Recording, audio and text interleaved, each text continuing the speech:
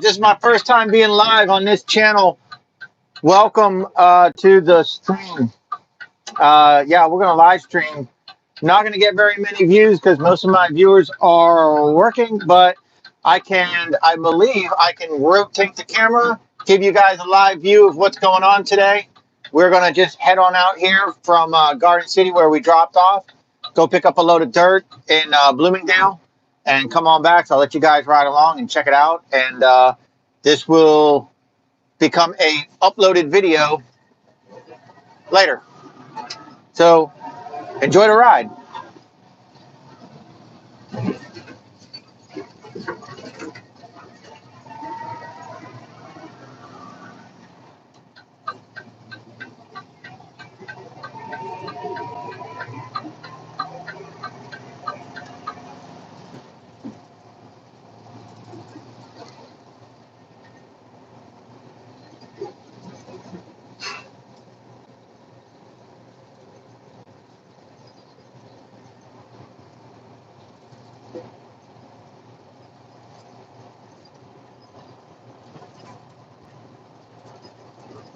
I am doing great. How's the view? Because it looks like it's pretty shaky on my end.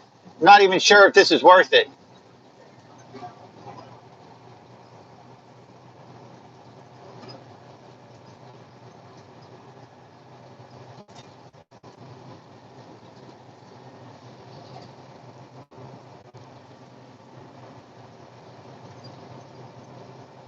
Hey Ashley, hey Scott. Scott.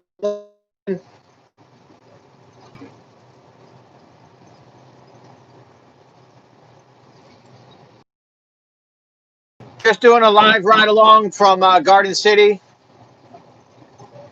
to Bloomingdale. Howdy, Texas. Thank you, Scott.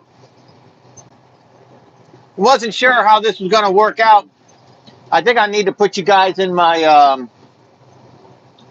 my gimbal. I have a gimbal that would probably do a better job of holding the phone. So I just wanted to learn with this and see how it works, if at all.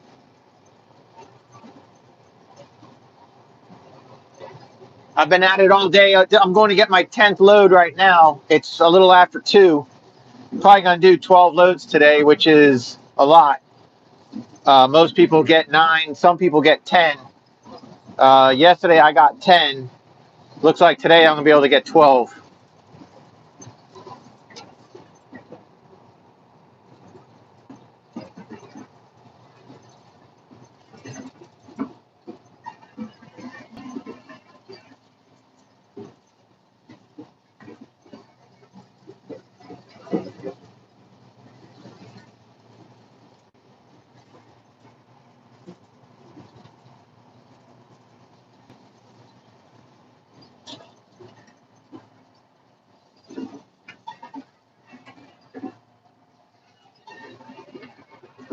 I'll plug it in and the camera might get a little bit less vibrating with the cord plugged into it.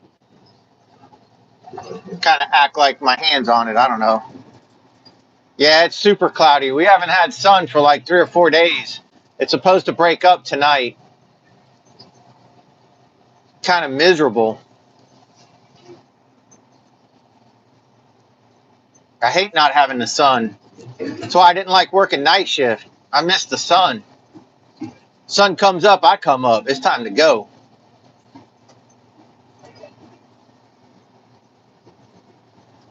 I wonder, this is probably even more shaky going back this way. I can also put you guys in the mount back here and see what that does.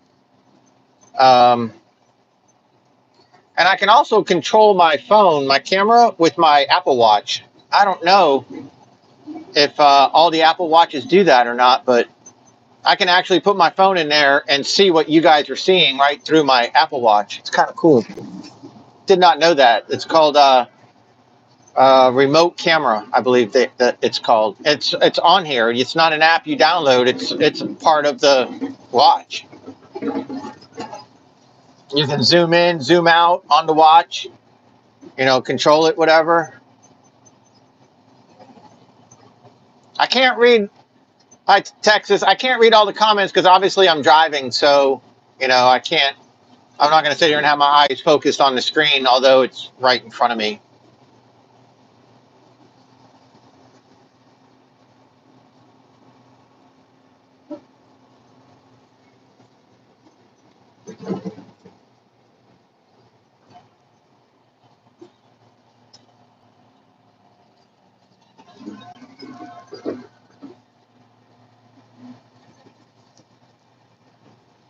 But I'm going to take this video and try it in different locations in my truck and see, you know, how it works. I know regular recording, it straightens it all out. It's not shaky. But I think live might be a lot to ask for.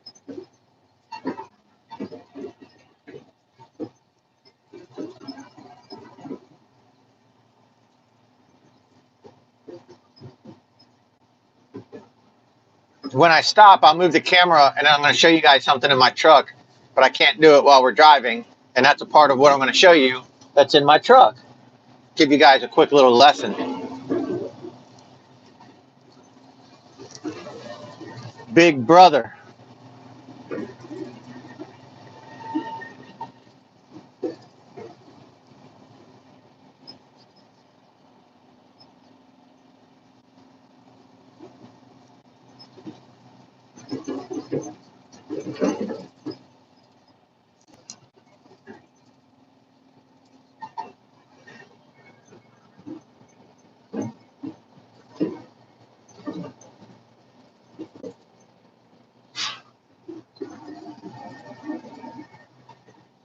So this is Pooler, Georgia.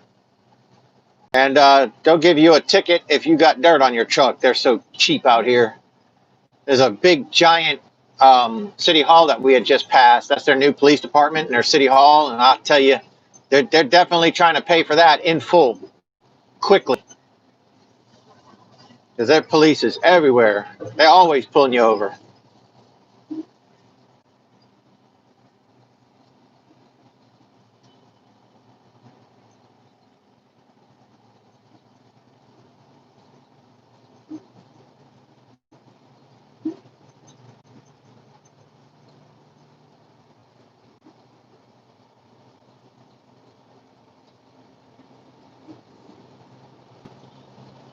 My new favorite place to eat lunch is coming up on the right after this O'Reilly's.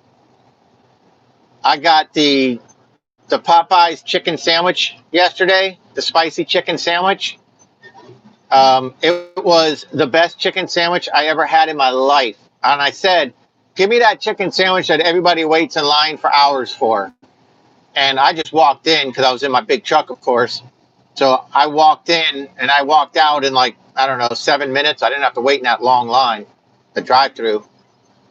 And that was the best chicken sandwich I think I ever had in my life. It was so good.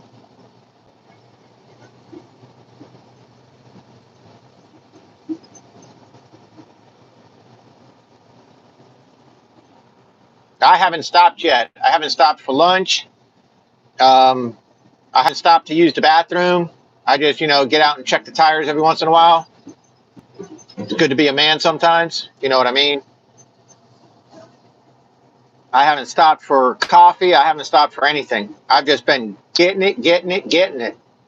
Like I said, I'm going to put load number 10 in my truck right now. And it took me until 4 o'clock yesterday to get load number 10.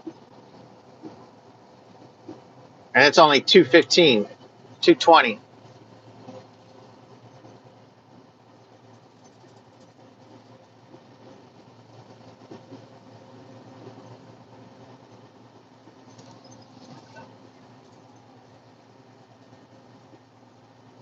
12 views, 12 viewers. Thank you. 13. Thank you. I appreciate it.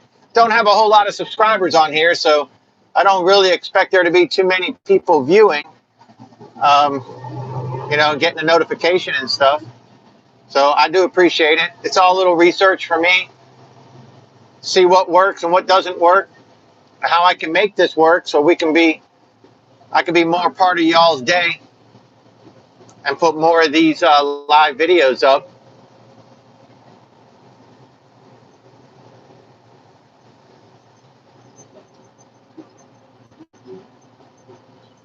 me let this semi go. He's not giving me an escape route here if something happens. All right, buddy, you need to go.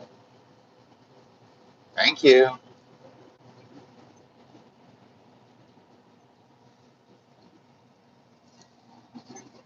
I need to get a red light so I can reposition this camera. 14 viewers, thank you. I appreciate that. 15 viewers, what? We on a roll, baby, thank you.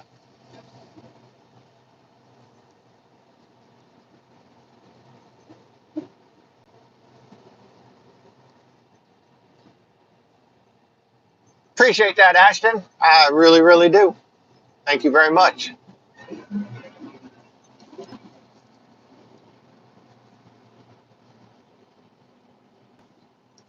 We got a red light right here. Looks like I might be able to.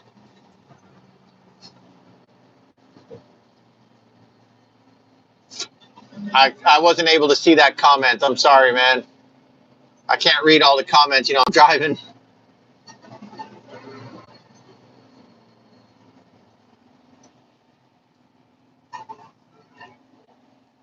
Thank you, Tyler. All right, let me move you guys back here real quick while the light's red.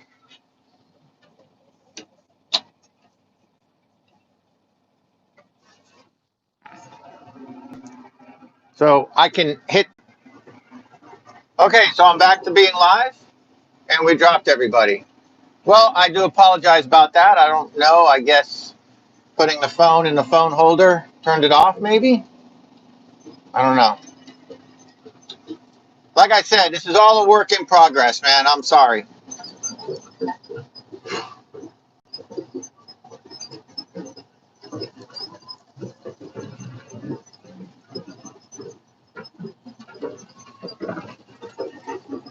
So we're at the pit. Sorry about that delay, guys. I guess the phone turned off when I put it in the holder. I don't know. But it reconnected right away, so I appreciate that. But this is the pit. This is where we get loaded. And I'm going to try something while we're getting loaded. I'm going to try to wedge something. See how that works.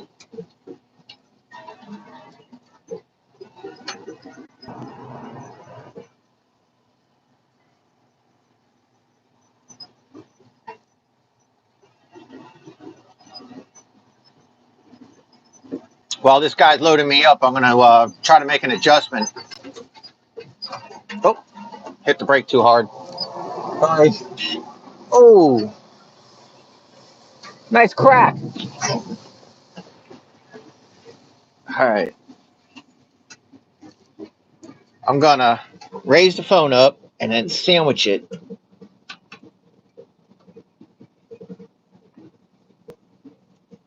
Or am I?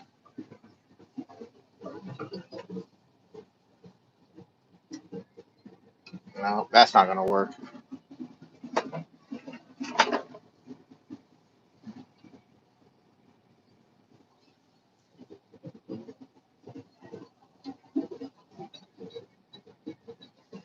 All right, let me try this. See. Okay, I know you can't see what I did, but I wedged a rag underneath the phone and the dash. All right, I'm loaded. To try to help hold the phone from vibrating so damn much. Okay, so a little bit of bouncing going on there, a little bit of soft sand.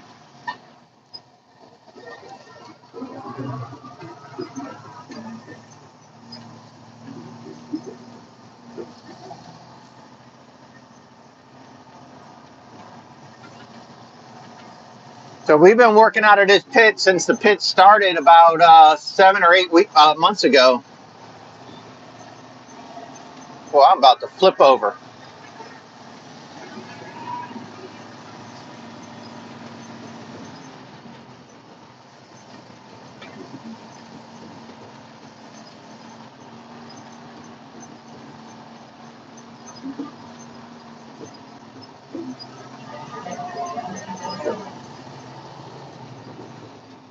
Yes, sir. That's what's up right there. Here's another excavator right here, or track hoe, whatever you want to call it. So there's two on the job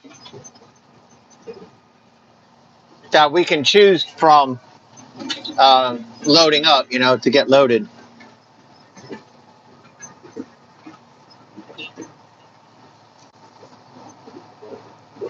And this is job number 10, 2:30.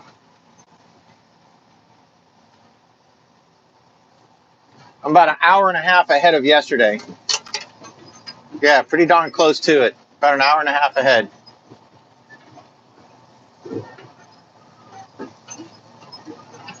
See, I mean, we're doing some really hard bouncing right now.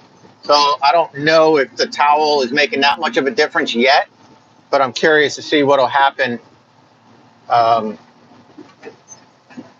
when we actually get out onto the road.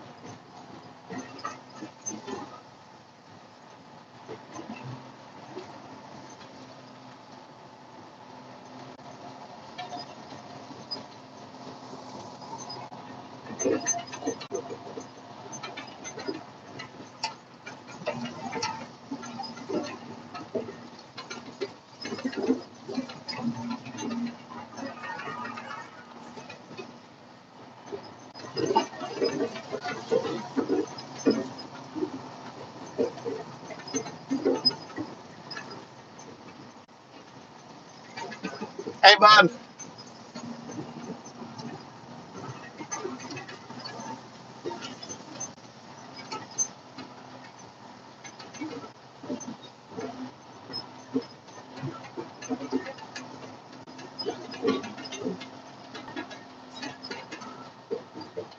This sucks.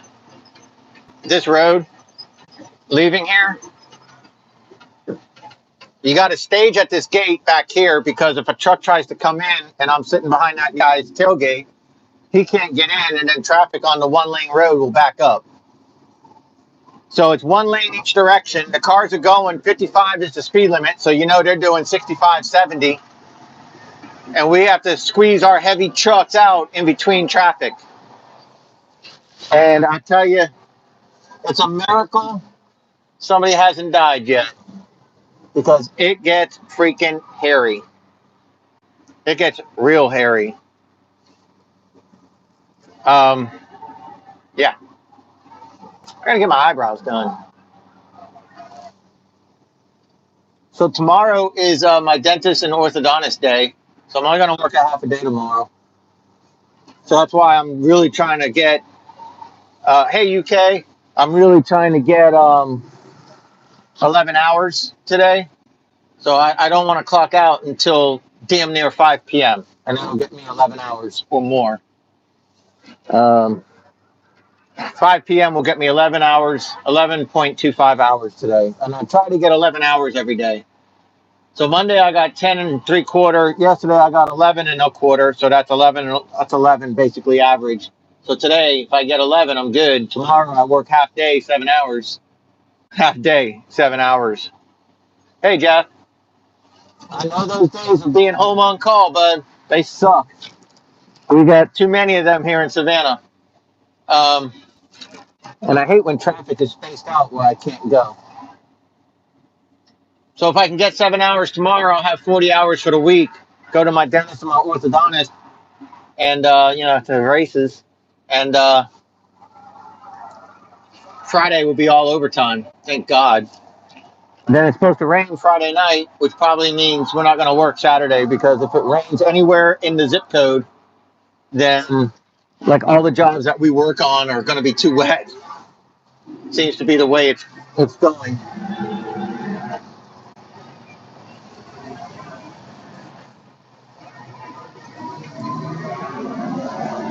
Here we go.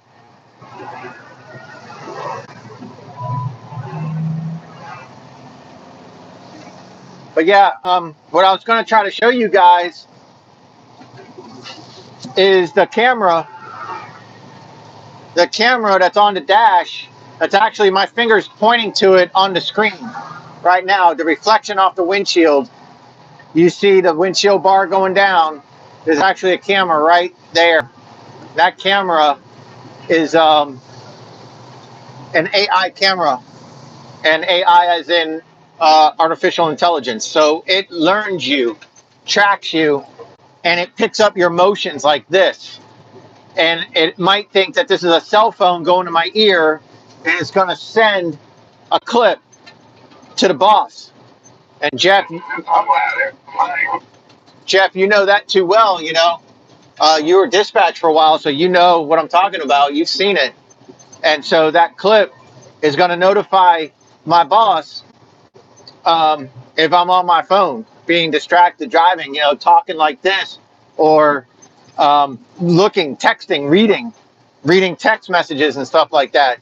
Now, you can have it on the dash, and what I'm doing is fine because I'm not handling my phone and I'm not sitting there reading text messages on my phone, driving down the road, you know, doing 200-300 yards at a time, reading "I love you, Pooh Bear" text messages from somebody else's wife. That's my girlfriend.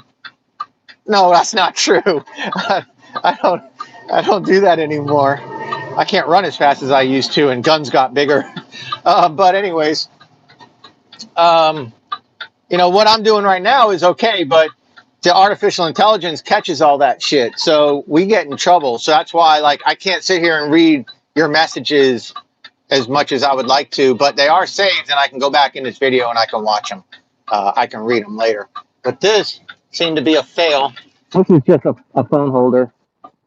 It'll work good for video. It's super sticky. You can get these at Walmart. Super sticky. And you just, and when you put your phone in, you push it and it tightens onto the sides. It's really a nice phone holder. Now this might actually go to my boss, but that's okay. I'm not driving. I'm sitting here. I can sit here. But they got a clip of me yesterday taking a drink of my Popeyes drink. I didn't get in trouble for it or anything like that, but I know that they got that clip. I know that they got that clip. And we all had to sign a paper yesterday saying that we won't be handling our phones driving, you know. And we've signed many already. It's in our book. But you know, this company is a careful company, and they don't want to lose their business. And there's probably 500 employees in this company. We got over 300. We got over 400 trucks now. Shit, we got 27 dump trucks in Savannah alone. And when I got hired, I was told we had 300 company wide, from North Carolina, South Carolina, and now in Georgia. So plus we got regional drivers. So I mean, we don't want this company to go to shit, and we don't want it to go to shit because of somebody being stupid texting and driving, or reading text messages, or talking on the phone and being distracted. Because you know, when you go like this, you lose points out your head. It's like this, points. You like dumbness. Just your intelligence goes out the other ear. I don't know what it is. When people do this, they get stupid. But Bluetooth, hands-free, you know, the Bluetooth with the boom that you see truckers use, which I bought one. I hate it. I couldn't stand it. It's uncomfortable. It's not necessary. And you can do this and still be legal. And the Bluetooth mic is right here. And I can cut grass with this, and I can jog with this. I can do everything with this. It was $130. And it's just as good, if not better, than the Blue Parrot that I had. The Blue Parrot was cool, but after wearing it all day, your ears get numb. You got to put it to your other ear, and if you wear a hat, it's out. Didn't like it. If you mousse your hair, I said mousse. Who does that?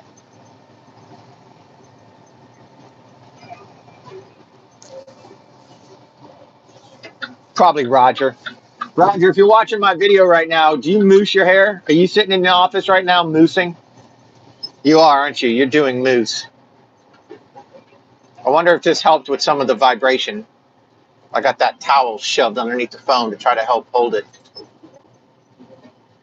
16 viewers. Thanks, guys. I appreciate that. 6 thumbs up and 16 viewers. Hey, Tim. How you doing, bud?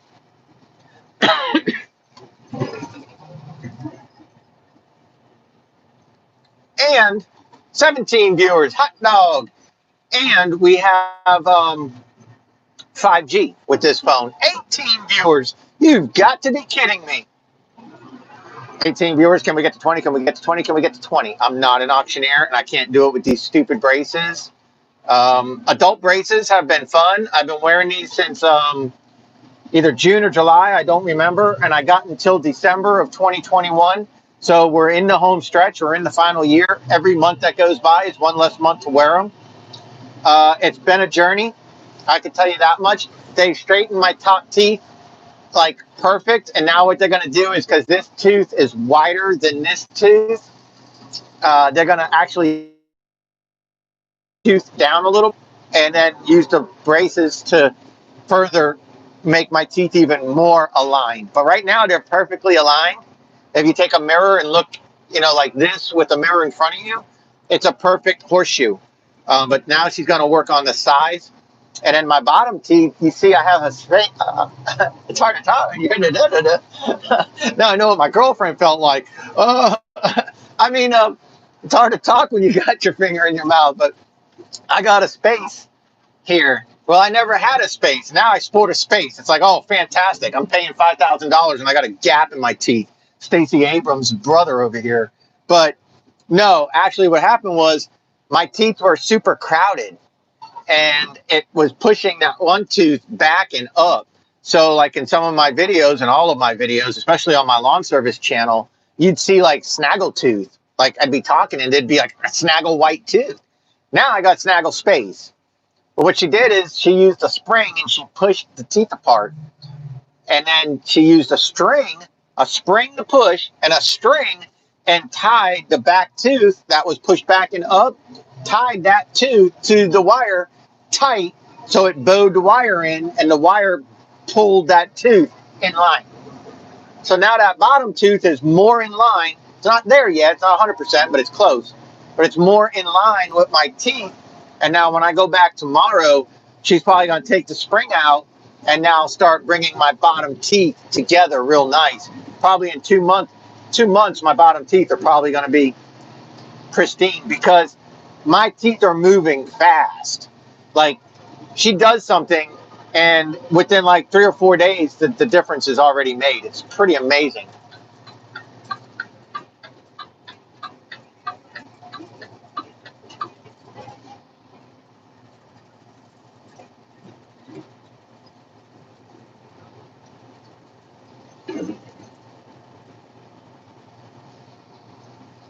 So now we're heading back from Bloomingdale to Garden City.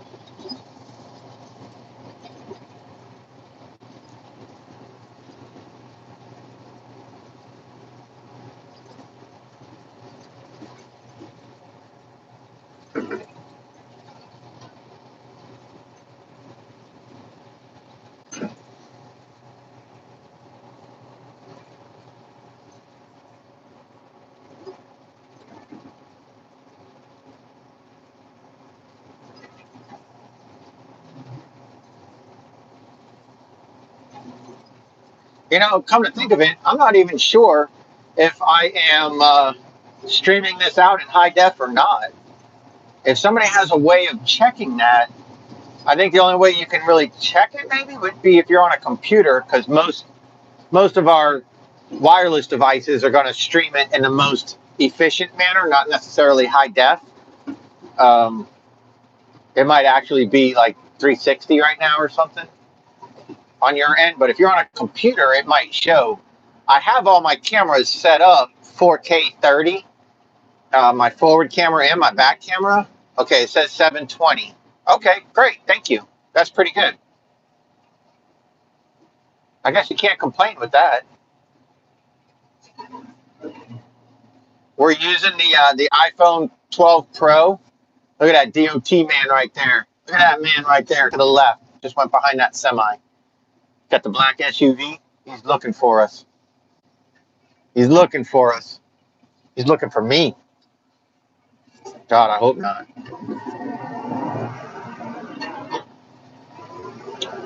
See what he's looking for. If you look at that truck in front of me, see his apron? He's got some dirt on his apron, but not really. He actually takes the time to wipe it off. Some people don't, and there'll be a big chunk of dirt sitting on that apron. My girlfriend might be his wife. um, who? Rogers? What? Rogers not married that I'm aware of. I don't think he's married. Um, that apron back there, which is right above his taillights, it comes off right underneath his tailgate. That's called the apron. That apron will collect dirt from the track hoe, the excavator, when they load you up, and it doesn't make it all into the box. It'll sit there and build up on that apron. You go driving down the road, and then you have, a bunch of dirt falling off onto the road. Well, DOT will write you a ticket for that. So he did a good job cleaning his off. We don't run with aprons. Our trucks don't have aprons. So we don't have that problem. Now, it can still build up. We still have to be careful. But I find if you run hard enough out of the pit, I know this might not sound like, like really. Well, it's true. If you run out of the pit hard enough, most of it just shakes and vibrates off. I'm not saying be a maniac, but if you run out hard enough, like what we did, most of it just vibrates off. There's nowhere for it to sit and build up, except on the apron usually. 20 viewers. Thank you so much. 15 thumbs up. I appreciate. Oh, crap. Went down to 19. Well, kiss my ass.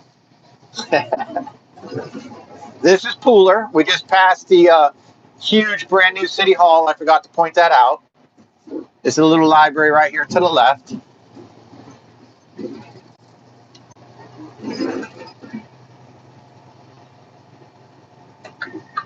Let's not hit anybody.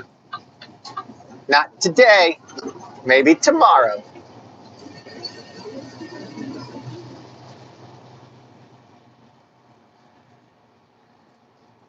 Wow, FedEx is getting kind of aggressive up there. Okay, Smarty, I don't need a head count going in the wrong direction. Let me know when it gets to 30. Hate to be the bearer of bad news, but you just dropped down to 17. Wait, I'm gonna make it 16. I'll be back to tell you when I see 15. Shit.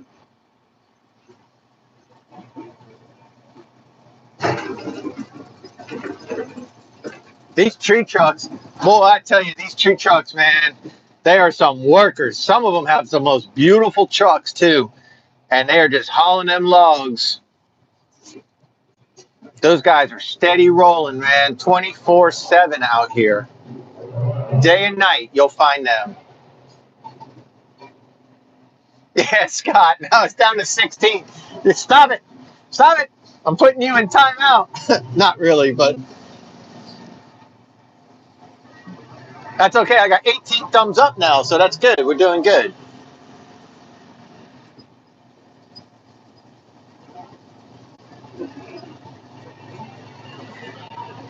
Nope, we're passing the mighty eighth now.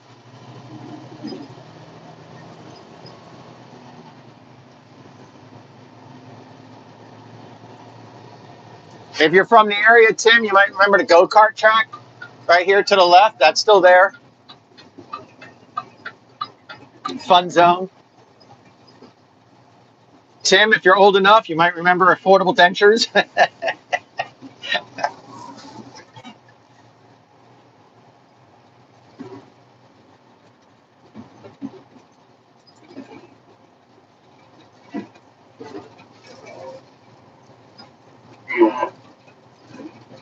Radio is quiet, man. Normally the CD would be going crazy. Everybody's quiet. I guess it's hump day.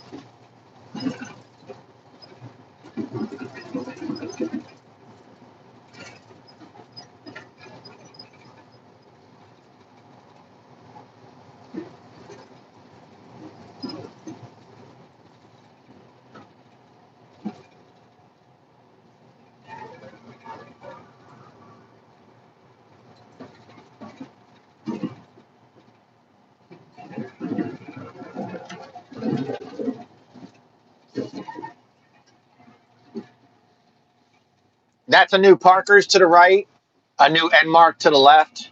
That Parker's is a trucker's Parker's. It's got the full kitchen, and it's got the big truck area in the back. It's got the scales off to the left there, CAT certified scales.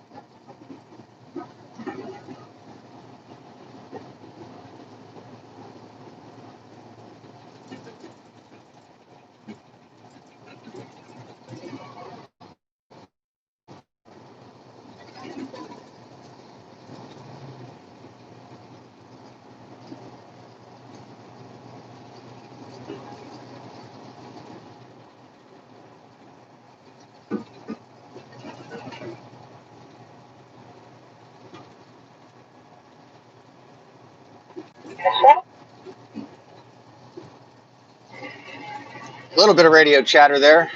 Just do what they say do, right? Yes, sir.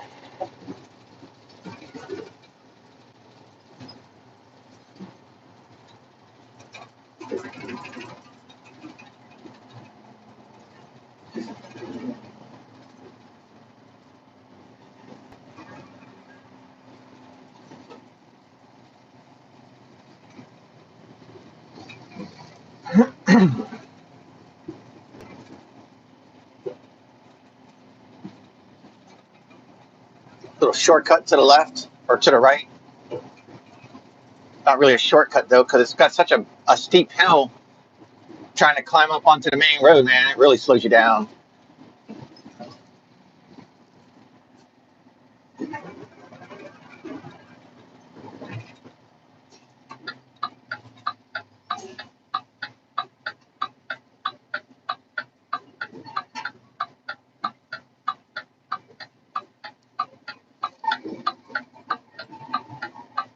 Wow. So, wow. I'll just wait in line. I'm good. Gee whiz.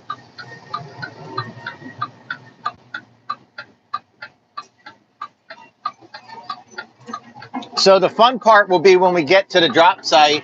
This is where it's soft, and I gotta keep my speed up, keep the RPM screaming to keep this truck in the power band, because this is that M drive transmission.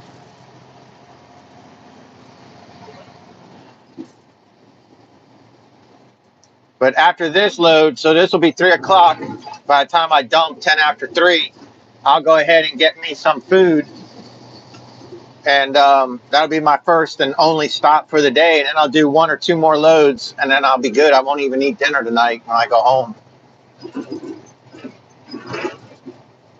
I've been up since my alarm went off at 10 minutes to 5 this morning, and I have not had anything to eat all day.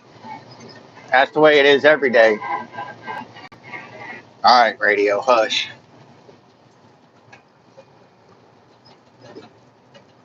But yeah, you guys will get to do a little ride along here to the drop site. Some of us are dropping at one spot, some of us are dropping in the other, so we'll see.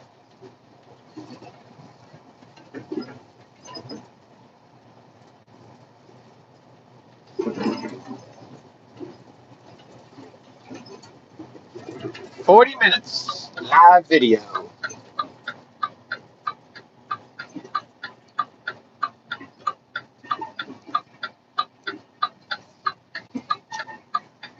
Oh, come on, big boy. Come on, big boy. Don't make me kill anybody, but don't kill me.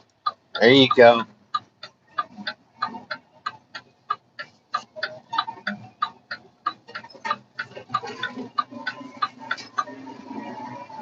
And our office where we park is literally 3 minutes from this location. It's just right up the road. Right where we saw that truck climb the curb just now. Instead of making that right and coming down here, you make a left, go 1 block, and you're at our company. Now this spot here, we got to go real slow because we kick up dust. And these businesses, they get upset with us because we're dirtying their customers. They can't even, they can't have a business because we're tearing it up. So much dust and everything. So I'm doing 12 miles an hour right now. And that's about as fast as I'll go. Once we get past the load counter up here, the white truck on the right, that's when things start to get fun. That's when I got to lock it in the manual. So I'll just go ahead and lock it in the manual now. And then I do all my shifting with my thumb on the transmission buttons right here. So there's the load counter right in front of us in the white pickup truck.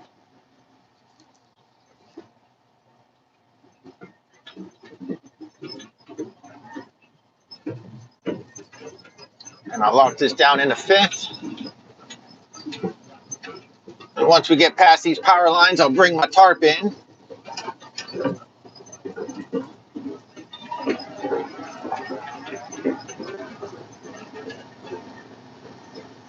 I'll make sure I give that truck in front of me enough distance, because if this max stops, it's hard to get it going again.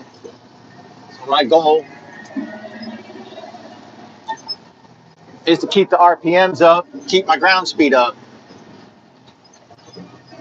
So 1800 RPM, 17 miles an hour. And hopefully the truck in front of me will maintain that. And you'll hear the RPM start to dip down even though my foot's on the floor. All right, I'm going to grab a lower gear because I'm catching this guy too fast.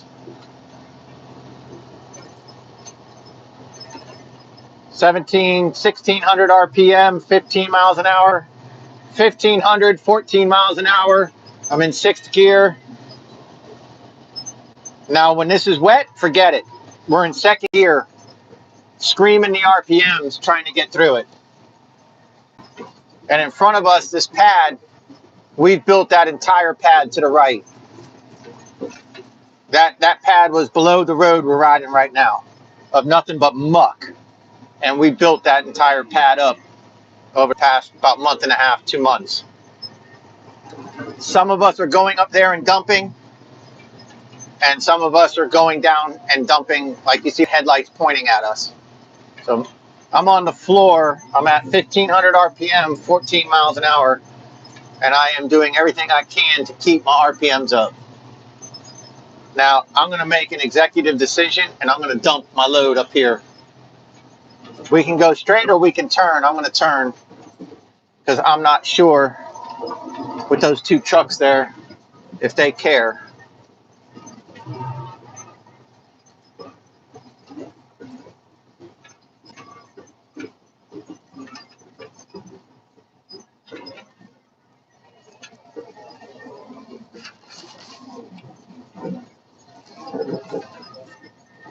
Oh man, we built this whole thing up.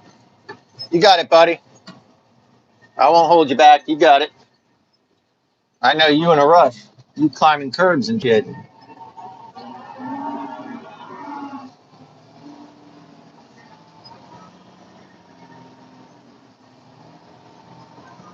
Now with this Mac, I can engage the PTO, and if I do, the truck will come to a stop.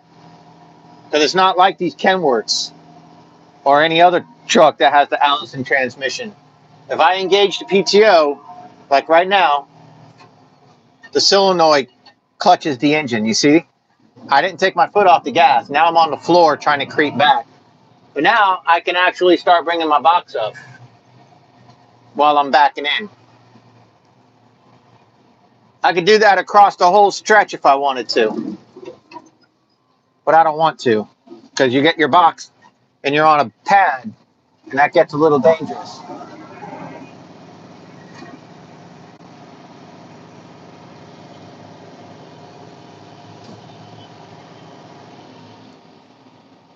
and you see this clay in his truck, you gotta bang that out. Now tomorrow, I could be doing asphalt, and I could get this crap out of my truck. You know what I mean?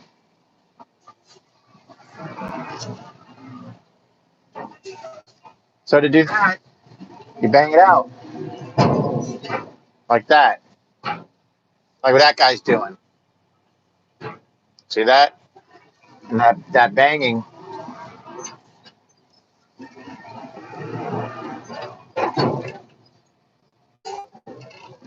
is how you get the crap out.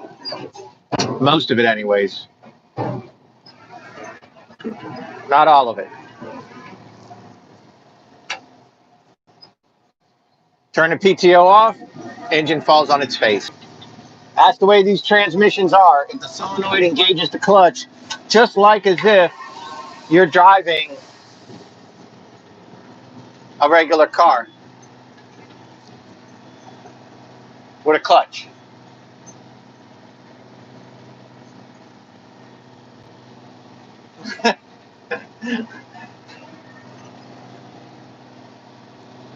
That's a friend of a friend. All right, now the thing, don't shift gears until you get to a hard area, because every time you hit that plus sign, it engages the clutch, and if you lose your forward momentum, truck's gonna fall on its face. I do a lot of teaching down here for the people that drive the Max because they don't get it, and they come over the radio. My truck died. My truck died. I can't get my truck to work. That's because you have to think of your truck. You have you have So she never got to stop or anything. She just signed like a 4 o'clock anyway, right? You don't park there either. Park up there a little. Oh, yeah. Yeah, they're talking about signing out. Like that parking space.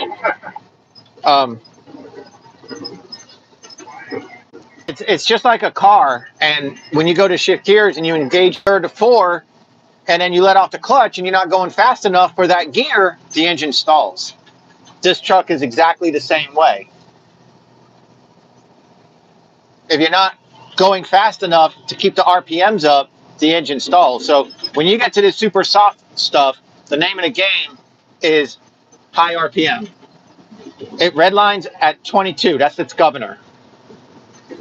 I'll run it to 22. Like right now, I'm at 19 because it's not a big deal. We're not on soft.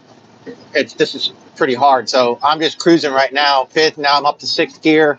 I'm doing 13, and I'm doing 1400 RPM, 13 miles an hour. Going back though with the super soft dirt, totally different ball game. Totally different. You gotta keep them RPM screaming as you go back there. And then, like I said, when it's wet, forget it.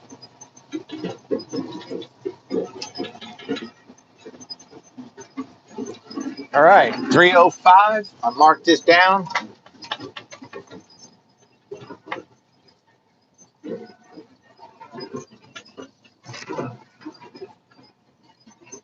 Not kill anybody while I do it. And we go get load number 11. But on the way, I'm going to stop and get Popeyes. And that's going to be my breakfast, lunch, and dinner. But I tell you, man, that Popeyes chicken sandwich is good. The spicy chicken. Oh my God, is it good. Never had one till yesterday. Didn't know what all the hype was about. Thought people were foolish. I still think people are foolish. They got to sit in a freaking line for damn near an hour just to eat a chicken sandwich. For God's sakes, go make a freaking cup of soup. It's not, I mean, that chicken sandwich, boy, I tell you what, better come with a hottie or something in the bag. And I don't mean a blow-up hottie. Well, they don't talk back. I guess that wouldn't be too bad. And she won't eat your fries. So, I mean, there are some positives in a blow-up, I guess. Anyways, out the window. Quit looking at me. Look out the window. Thinking I'm crazy. 20 thumbs up. Thank you, guys. I appreciate that.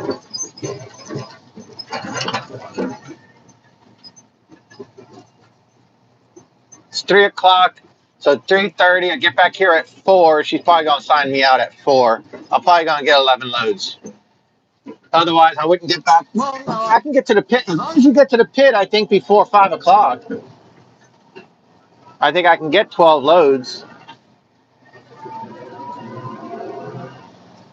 That's probably what I'm going to do. I'm going to try to get 12 loads. If she's signing people out at 4, I'm going to see if she'll let me try to get one more. Because it only takes 30 minutes to get there. Even in the afternoon traffic, it'll take 40 minutes to get there. And as long as you get to the excavators before 5 o'clock, they'll load me up. And she's just going to be sitting here steady signing trucks out. So by the time she signs out the last truck, I'll be back. And that makes my company one more extra load over 11. That makes my company 12 loads. Makes them money. Gets me another hour. You think an hour? What's an hour? An hour could be $25.50 overtime. This company, by the way, like I told my boss, my YouTube videos for this channel is almost like a freaking recruiting channel. This company, by the way, it starts you off at 17 an hour. That's no secret. But after a year, you go up to 18 an hour. And you think, ooh, $1, 18 an hour. Ooh, it's not that great. Well, first of all, 18 an hour is good for this area. For a dump truck job, that's pretty good. There's a lot of companies that pay 14. There's a lot of companies that pay 15. There's a lot of companies that pay 17, but they don't hold taxes and you don't get overtime. You're just straight pay 17. There's a lot of companies that pay 30% of what the truck makes. So if the truck's not making money, you're not making money. So, I don't know how that actually works out if they live or, if their yard is 45 minutes away, they got to drive 45 minutes to start their hourly clock hauling asphalt.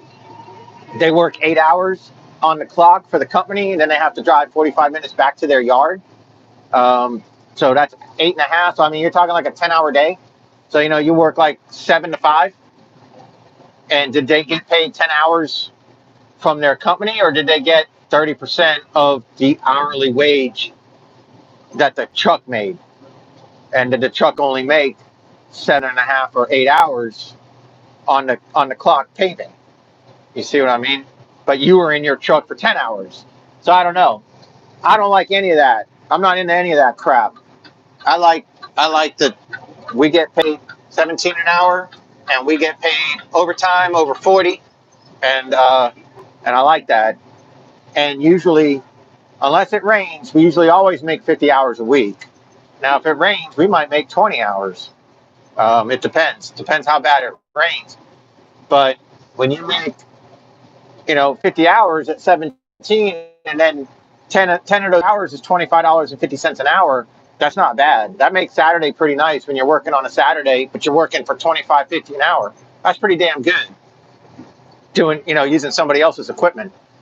But then also, you go up to 18 an hour after you've been here a year. So now you're going to make $27.50 an hour instead of $25.50, or you're making $27 an hour, I think it is. Yeah, $27 an hour to work overtime. $27 an hour is pretty damn good. Another year goes by, and now you're making $19 an hour. And so $19 an hour, half of that's $9.50. So now you're making $28.50 an hour overtime. So that's getting even better, man. That's like damn near $30 an hour. $28.50 an hour is, I mean, that's pretty good money right there. So, a couple of years where you're just like, I wish I could make more. I mean, if you can hang in there, you can. Because I could tell you, it started off really slow working here, but that, with the COVID and the company being new in the area, but now we're humping. We went from 14 trucks to 27 trucks, and we're going to 40. We need to fill seats so we can take on more work. We can't, 10 trucks for this. Sure, we send 10 trucks there. We can send 10 trucks there. We can send 10 trucks there. We can send 10. No, we can't. We only have 17 drivers. So we had to give up work. we had to give up contracts as we are hiring people. And as we hire people and fill seats, then our office up in North Carolina is sending us more trucks. So we went from 14 to 27 on our way up to 40. And when we get to 40, we can accept more work. 40 is going to become 50. 50 is going to become 100. And we're going to be a very large, or we're going to have a very large footprint in this area, in the Savannah area, doing this. And, you know, it's a good company. And you're talking $17 an hour to start with great equipment. Everybody here drives brand new trucks, except for two people. We got some triaxles that they're replacing with brand new trucks. We got two old Kenworth triaxles that have a couple 100,000 miles on them. We're going to be replacing those trucks with brand new trucks really soon. Those people are going to get the newest 0 miles trucks really soon. And we got more of these Macs coming. It's just they're not going to send it to us to sit here. We need to have drivers lined up for them. So we're getting there.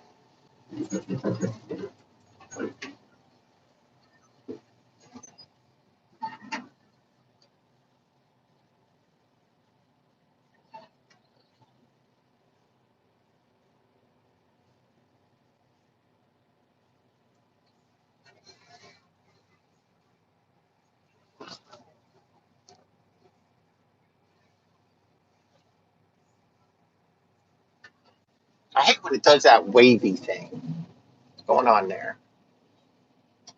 Looks like the phone's dipping a little bit. Sure, we're tight. 21 thumbs up. Thank you, guys. I appreciate that. Don't forget to don't be afraid, to check out my other channels, DansVlog Trucking. I also have DansVlog, where I teach you guys how to side hustle and make a buttload of money. Cutting grass, pressure washing houses, fleet washing trucks. And I also have DansVlog Gaming, where I'm trying to go live at night. I've just been kind of tied up right now, but I'm trying to go live at night, playing some video games. My son wants me to live stream Rocket League. I basically like to live stream Fortnite because I'm good at it and it's fun. And I like Fortnite. So you got DansVlog Gaming, and of course you're here at DansVlog Trucking. So make sure you check them out.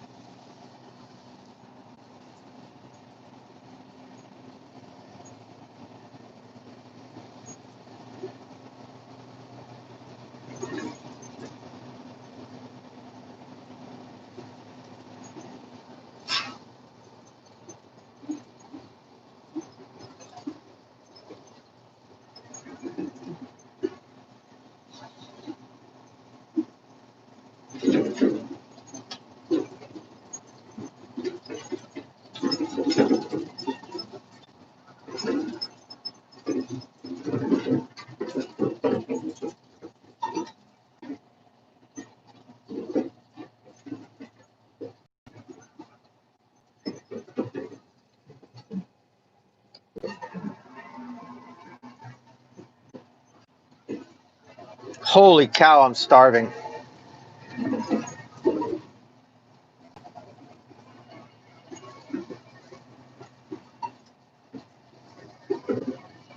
I'm tempted just to go and get this last load in and make sure that I can have time to do number 12 and then eat. Because once I leave her, after I put 11 in the ground and I drive past her, nothing is going to stop me from getting 12. So I just need to make it back to the excavators by 5 o'clock. But if for some reason she gets a wild hair across her ass and decides that she's going to start signing us out at 4 o'clock, and I stop at Popeyes, I might end up biting my face, kicking myself in the butt, biting my face off. I might end up screwing myself. And I've tried, and it's not possible, but that's not important right now. So yeah, let's do that. As hungry as I am, let's go put 11 in the ground, and that'll make it about 4 o'clock. And then traffic will be pretty heavy. And then if I leave her and she don't sign me out, then I'll take the time stop at Popeyes and I'll just eat dinner on this last load. So that'll keep me with you guys for a little while longer for people that want to jump in. We've been streaming for an hour, so that's pretty cool. I appreciate you guys hanging out, checking it out. I appreciate y'all's feedback. But at 3:05, we were leaving that place, and here it is now, 3:17, and here's Popeyes. So basically, less than 15 minutes from the time I leave her, and I could be getting Popeyes. And there's nobody standing inside. Everybody's in there in the car and drive-through. So I'll go right inside. They got the plastic barrier up. No need to worry.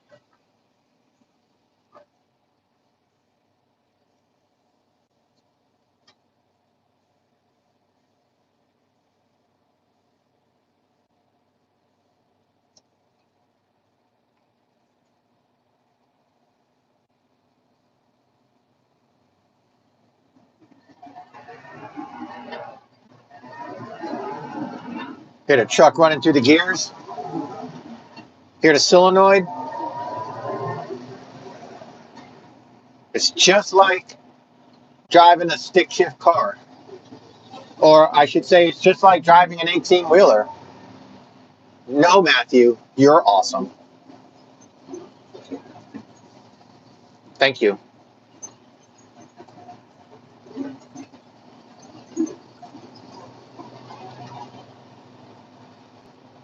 But these M drives, I think it's is it Peerless maybe? A Peerless transmission. I think you find them in Volvos.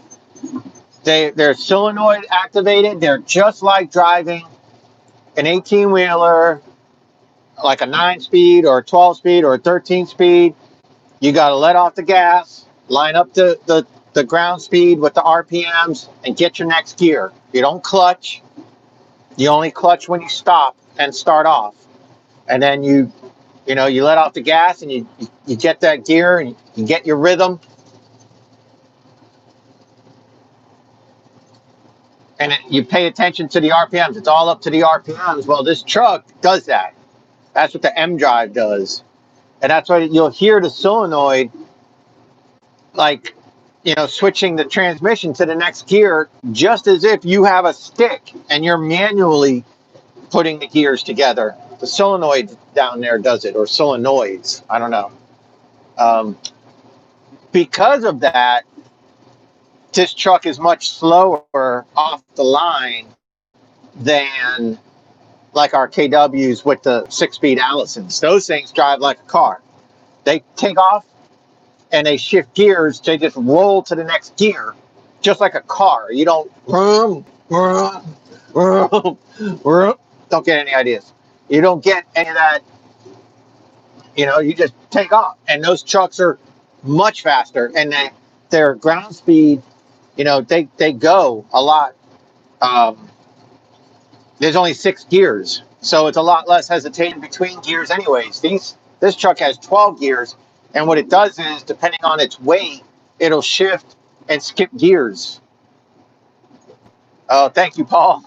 It'll shift gears. It'll shift, like it'll launch in 3rd gear, and automatically it'll just launch in 3rd gear, and then it'll go from 3 to 5, 5 to 7, 7 to 10, 10 to 12. And so because of that, it's slow, because the RPMs only goes up to like 1800, then it falls all the way down to like 1100, and then lugs a little bit, and then it goes again. Does it to save fuel. You can defeat that by going to the floor and then pushing the fuel pedal one extra click past what you think is floored. There's actually a separate little push, and what that'll end up doing is it tells the truck that you need every gear. So it's going to start off in whatever gear you were in, 3rd gear at the red light, 2nd gear at the red light, and it's going to go 2nd to 3rd to 4th to 5th to 6th, all the way up to 12, or until you back off and go to floored. Because remember, you got floored and then you got beyond floored. So you got floored and then there's like an actual little click. I don't know if you heard the solenoid just now, but the solenoid is going to be grabbing gears now, going down, just as if I'm downshifting. and you'll hear the RPMs right there. RPMs just jumped up, grabbed the gear. I haven't even touched the brake yet. Again, RPMs. Just like driving a big truck. Whereas those Allison trucks, you start slowing down. If you don't have the Jake brake engaged, then it's the torque converter. Just like a car, you just start slowing down. And if you don't hit the brakes, you don't really slow down. You're coasting. This truck is grabbing gears, slowing you down. So this truck is more like a truck. Those Kenworths that we have is more like a car that's heavy duty that can haul dirt. So I'll shut up and I'll let you guys listen.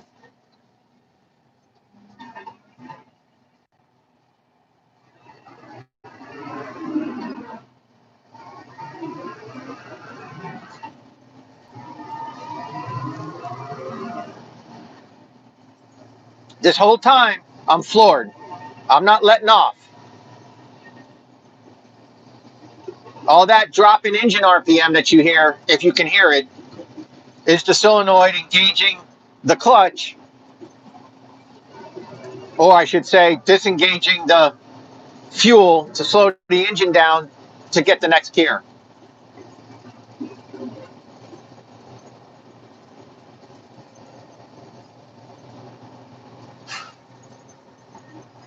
That's what screws people up driving this truck on the dirt, is when it goes and then RPMs drop and then it goes to grab that next gear. If you have it in automatic, it might try to grab the next 2 gears and you're in dirt and the truck comes to a stop and it shifts from third to fifth and the truck goes, I don't think so, and literally turns the engine off like crap, like pull the air brake, put it in neutral and start your truck back up and then try again. And if you hit drive and mash it down to 1, the truck will start to go, and as soon as it gets some ground speed, it's going to try to shift into the next gear, and it might try to shift into from first gear to third gear or from first gear to fourth gear because you got your RPM so high. The truck doesn't know you're in soft dirt. It just knows ground speed and RPM, and it's going to say, oh crap, he needs fourth gear, and it's going to put you in third or fourth gear, and then the truck's going to stop and stall again, and then you get frustrated. You pick up this radio down here, you squeeze the little mic and you hear beep, beep, and you go, oh, 52 to bass, and then bass goes, bass to 52. Can you stop by, swing by so and so and help them out with the transmission, please? And then you hear 52 come over and go, Mac attack, baby, that's whack. I want a pay raise. And then he says, you're fired. And then I go, oh, I'll go help him. And then he's like, okay, you're reinstated. And I'm like, well, damn. So that's how it happens. So then I go out there and I show them. Sometimes I even jump in their truck and go do the load with them and show them what to do. Or I'll let them jump in my truck. I talk them through it. And then I jump in their truck and watch them do it, to help them out. But to defeat it, you hit M for manual, dial it down to the tier you want, and stay in that gear. And only in time, with experience and knowing the terrain, by going back and forth 10, 12, 15 times, you know that, okay, it's hard enough. I can grab a gear. It won't slow down. And you can hit that plus and grab that next gear.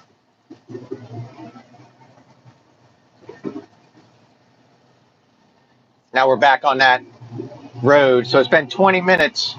So taking 25 minutes from the time we leave the load counter to, it'll be 25 minutes. It'll be 3:30 pulling into the pit here. I'll get loaded, leave here at like 10 after. Boy, it's going to be close. I'll get to her around 4:30.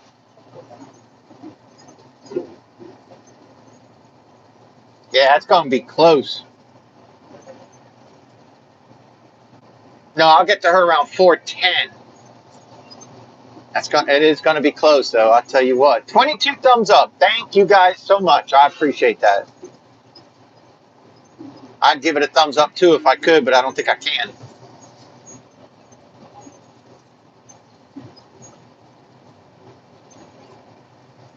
This 5G seems to be working out pretty good. Vibration a little bit with the camera on the dash. Sorry about that.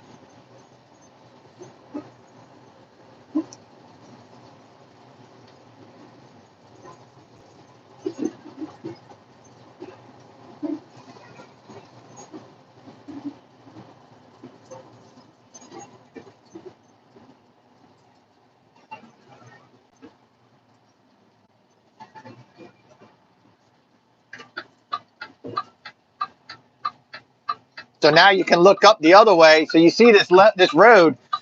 Here comes a logging truck. They come in 60, 65, 70 miles an hour. And they are coming. And then we pull out looking like, you know, slow ass turds. And you got them, they're coming, man. And sometimes you sit there for 10 minutes trying to get out.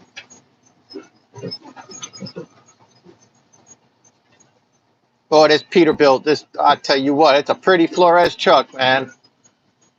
At night, that truck's real pretty with the lights. We've done paving jobs with him on night shift. Looks good. Looks like Flores is getting ready to go do a convoy, close out their day. Look at this guy. Oh, that's not, I thought that was roadblock. That's not roadblock. That's not roadblock either. In fact, I haven't even seen roadblock. Where's he at?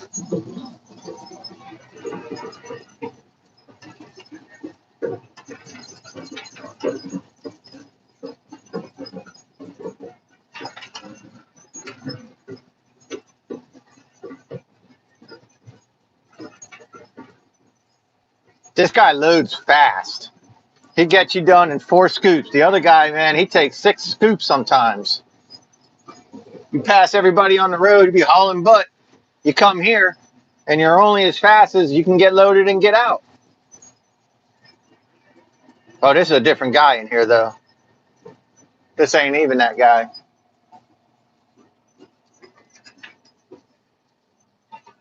There you go. You guys can watch loader operations. That's how a hoe works. Hang on a second. Let me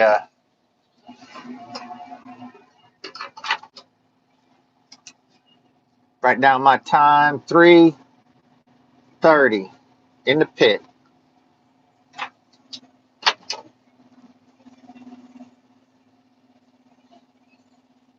The hoe swings her arm around,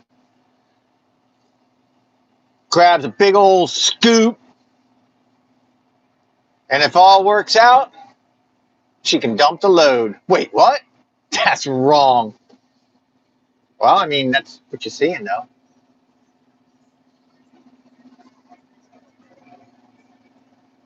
Paul Burns. Paul Burns. I believe you're in Pennsylvania, right? You're somewhere up there in the Northeast. What are you doing, Paul? I know you always comment, and you always have good, positive things to say.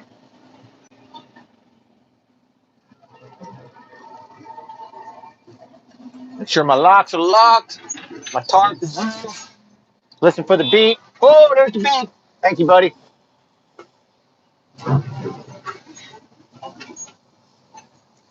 Don't you just hate it when a guy just drops his load on your back like that? It's like, wow, you could have warned me. Oh, man. See, those other guys are sitting up there still waiting. That excavator, I don't know what he's doing up there to the left. Those trucks were right on my bumper pulling in. They're still sitting there looking at each other, wondering if they're going to get loaded or not. And then that guy's going to take like 6 scoops. I don't know if he's got a small scoop or what.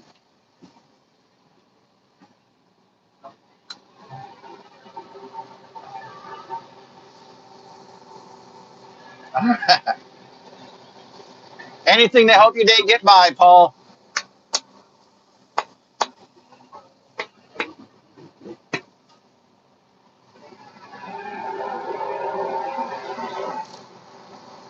One more and we should be good. For a little while we were discussing. Oh, there it is. we were discussing our CB handles for out here. What all everybody was going to call everybody, and I thought I should be called Glory Hole. And they're like, Glory Hole? And I was like, yeah, because I get all the loads. I know, that's so freaking wrong. But it's true. I'm like, you know, I mean, I'm not trying to be a jerk, but I'm like, I'm one of the fastest in the company. You know, not necessarily from like speed or racing, or I'm just very efficient. I don't mess around, and you know, I work. Not that others don't. I'm just always one of the top load getters. So I thought Glory Hole would be, you know. Then I thought about it. I was like, that's probably not going to go over very well. So I decided to just stick with Blue 52 and or Mac Attack. Either one will be fine.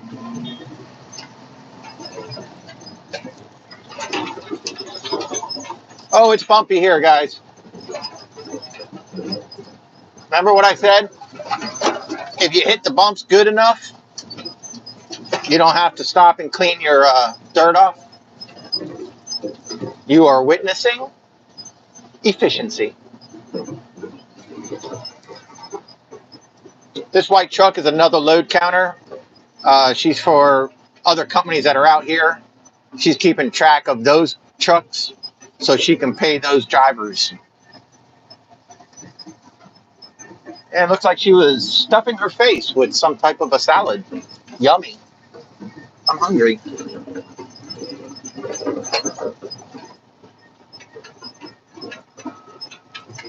And this is the community pisser. That's where everybody stops and pees. Yep, there it is now.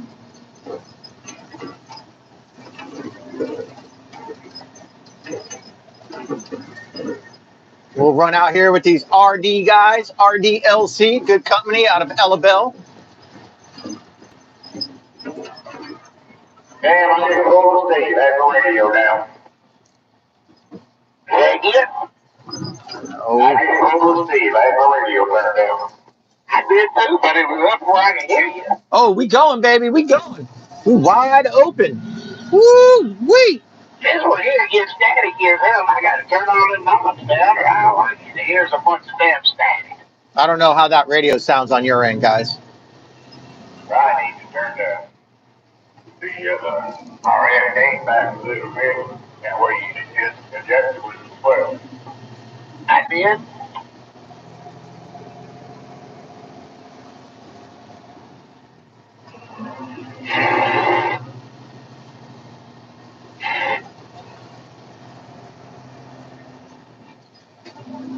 We be rolling. Comes a tree truck. Here comes a tree truck. Get off the bump. The bumps, drunk bumps. There we go. I'm up to 52. It's taking me this long to get up to 54, 55. I just got up to the speed limit. Jeez Louise.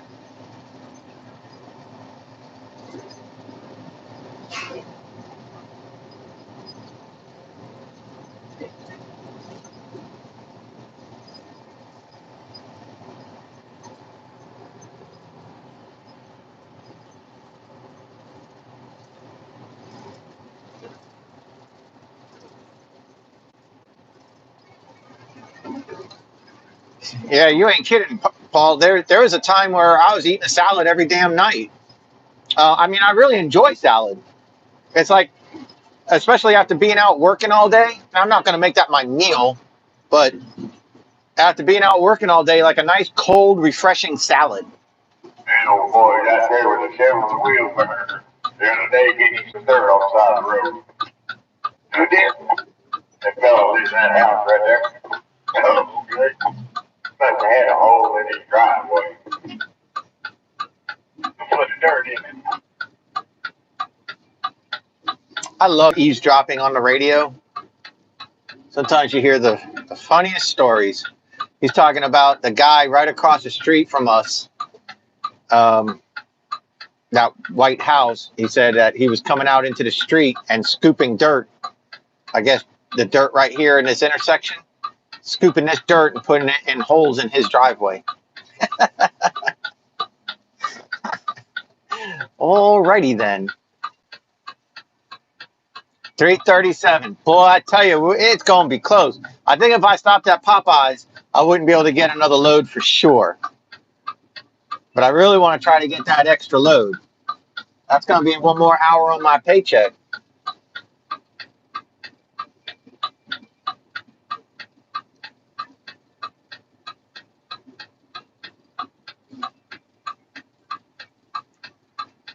Breaker, Dan.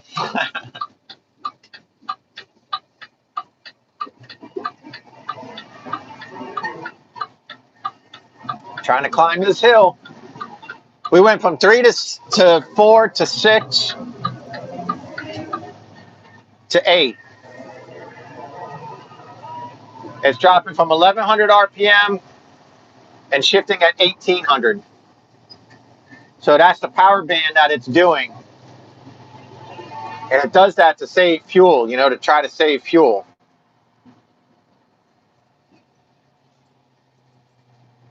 I'm not going to steal second at this pace, but I don't think there's anybody else that's got 12 loads today, 11 loads. This is my 11th load. I don't think anybody else has 11 loads right now. Nobody. From any company. Because I was the third truck out there at the pit this morning, and I know I've passed those two trucks. I know I passed them. And nobody's passed me.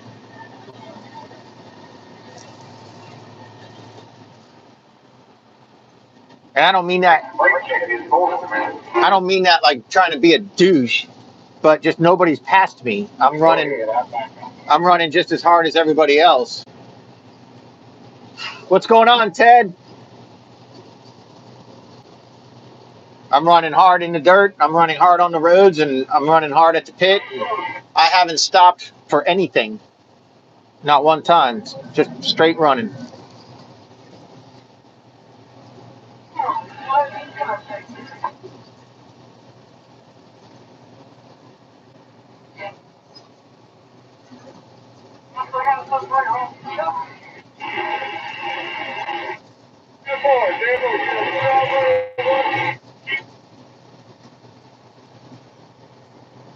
"24 thumbs up. Thank you.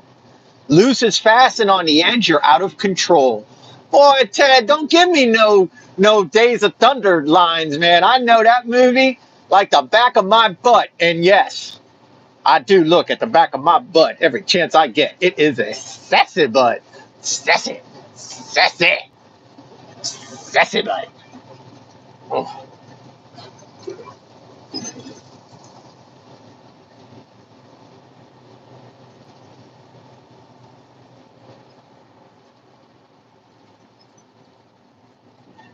I know all the lines with Harry Gant.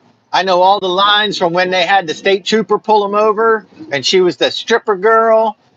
I know all the lines with Nicole Kidman when she got disgusted and Harry Gant had to explain to her that the stripper pulled her over and got ornery with them. And she says, "When you mean ornery," and he says, "I mean ornery," and laughs.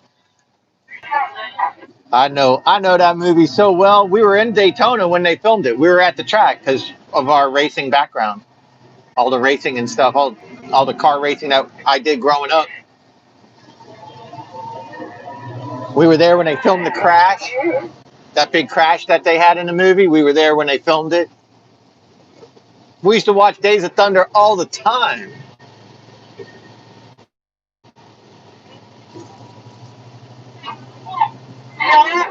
God darn, radio, hush.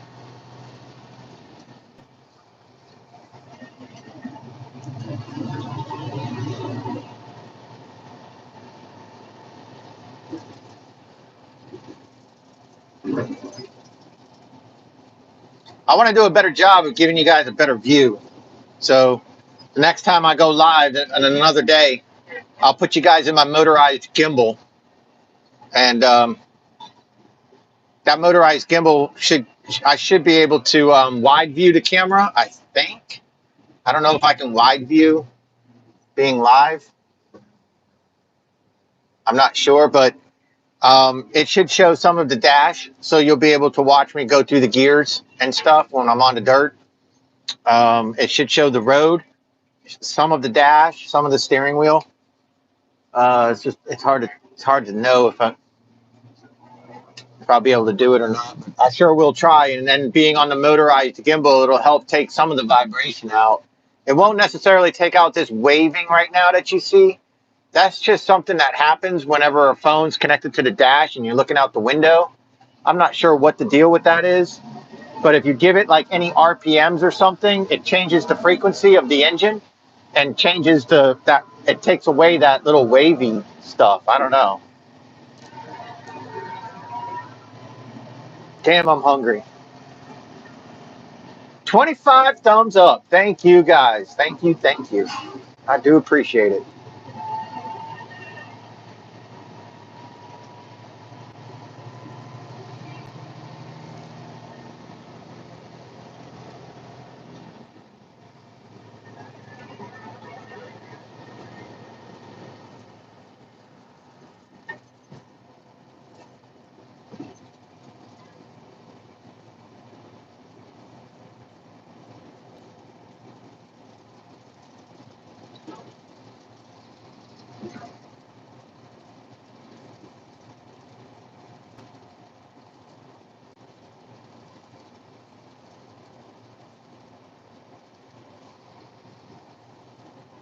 I know. I just said I haven't gotten past, and this guy passed me, but that don't matter at this point.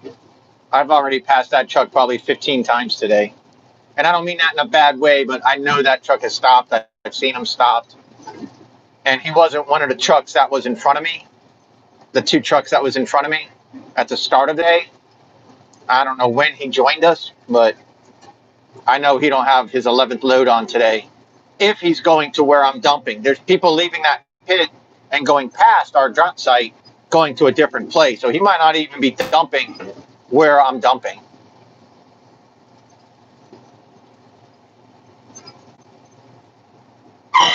Oh my goodness, what the hell was that?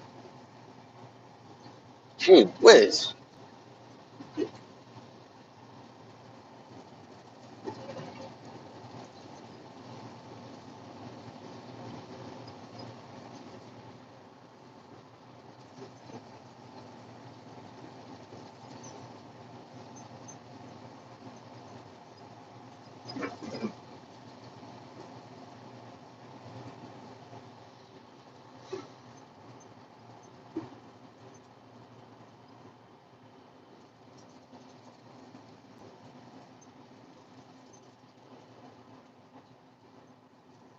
So you guys see me doing anything illegal? Am I breaking any traffic laws? I mean, I think so far I'm doing all right.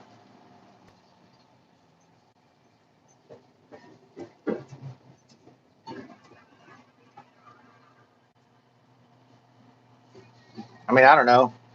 I think it takes some pretty big balls to live stream your commercial driving freaking day.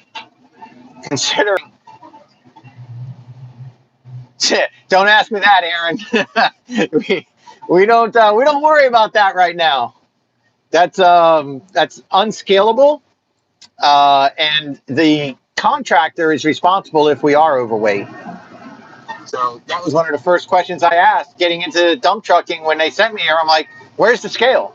They're like, there is no scale. I'm like, what happens if I get pulled over? He's like, it's their ticket. I'm like, oh. Like, their operators know how much they can put in your truck. I'm like, oh, okay. Yeah, see, this guy's not even dumping where we're dumping. He's going to a different place anyways. Remember I said that tree truck was coming up behind me? Hi, Mr. Tree Truck. I didn't cut him off, though. He had plenty of time. Or I should say I had plenty of time.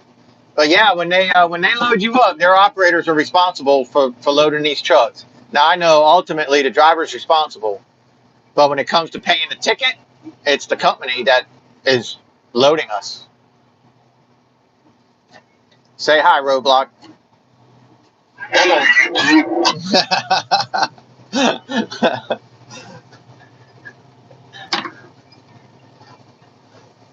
That's my buddy Scott.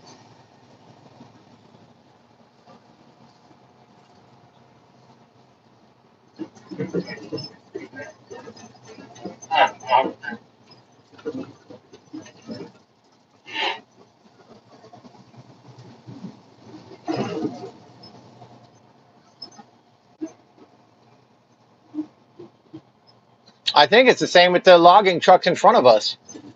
I mean, they don't have a scale out there where they get loaded, and those tree companies are paying this driver to haul a load out there. Now, is he paid by the weight? Is he paid by the run? I don't know. But if he's paid by the run, then the tree company that's chopping down the trees, loading him up, they want to load him up to the top, try to, reduce the amount of runs required. If he gets pulled over and gets a weight ticket, who pays for it? So with us, it's the loaders. It's the company that's loading us.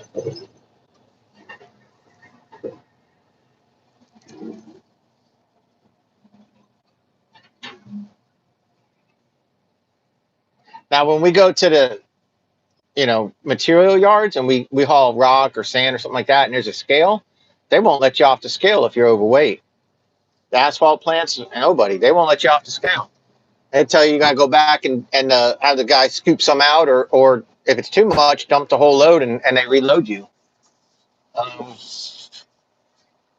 mean, and there's times when I've been loaded and the guy will only put like 61,000 pounds total. And I'm like, no, this truck can hold 64,000, and my boss wants 63,999 pounds.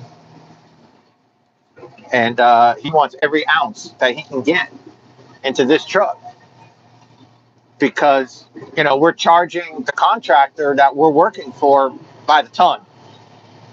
So our company wants every ton in this truck that we legally haul every time we leave the yard, when that's the case. So, of course, absolutely. And it's worth it for them to pay us, our hourly rate to even go back and say, I need a little bit more. And, tell the loader, hey, I need another 1,000 pounds. It pays off the time that you're like, yeah, but you're wasting your time, employee pay.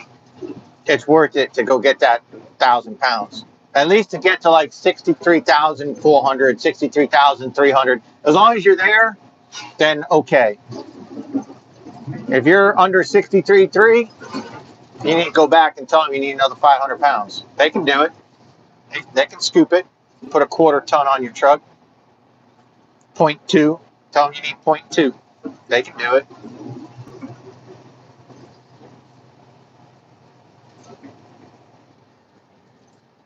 Hey, Tyler.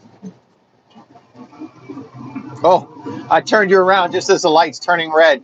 But I didn't run the red light because you have to be at the white line before the light turns red. I was beyond the white line by the time the light turned red. But you can get a ticket for driving other than safe, I believe it's called, or failure to caution. You can get a ticket for that, but not running a red light. We'll edit that part out. I'm kidding. I'm not going to edit anything. This trucking, baby. We're truckers. Woo! I'm glad the camera wasn't on my face for that one. And look, I caught those guys that were talking on the radio. They're right in front of that tree truck.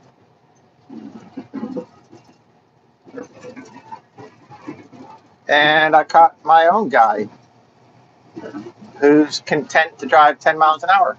Yo, let's go. But you see the load that's in our truck right in front of me? That's a Mack. See, he's not overloaded. They're loading us up pretty darn legal. Pretty damn close, I'll tell you that much. You got just a baby belly like that sticking up, we're doing all right. Tires aren't freaking blowing out at the bottom. We're doing all right.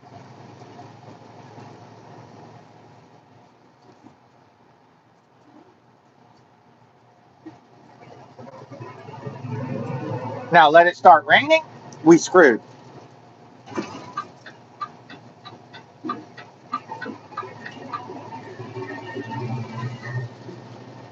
Normally I would just stay back behind my fellow driver there and just roll with him.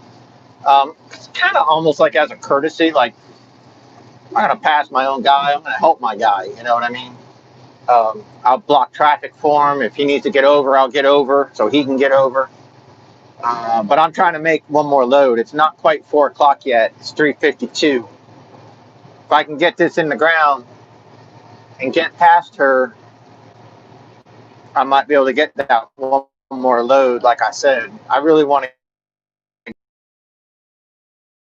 I don't know why tits on a bull is a good. If tits on a bull is a good thing, I've heard that saying my whole life. Tits on a bull, tits on a bull. That'd be tits on a bull. Then, are you into chicks with dicks? If you think a bull with tits is a good thing, then you must be into chicks with dicks. That must be your thing. Don't let me go through your computer. Don't let me check your history. Pornhub.com keeps a record of it. Don't let me see it. You better clear that shit out right now. I say tits on a bull. I'll say that's tits on a bull. Only because I heard it, not because I prefer it. I like my bulls to be a bull. Not that I'm interested in bulls, but I like my bull to be a bull, and I like my cows to be a cow. And I tell you what is the deal with that anyways? Isn't it a little bit selfish of bulls to have cows with like 9 freaking tits? What's up with humans? Why'd we get screwed in this deal? Whatever. Might have been breathing too much diesel fuel. Okay, he's not signed out. He's going back for another load right there. You see that Blue Max truck to the right underneath the Sunoco sign. He's going back for one more. I've lapped him twice already. Yeah, he's probably going back for, he's got to be going back for his load number. Maybe he's going back for load 10, but he's probably going back for load number 9.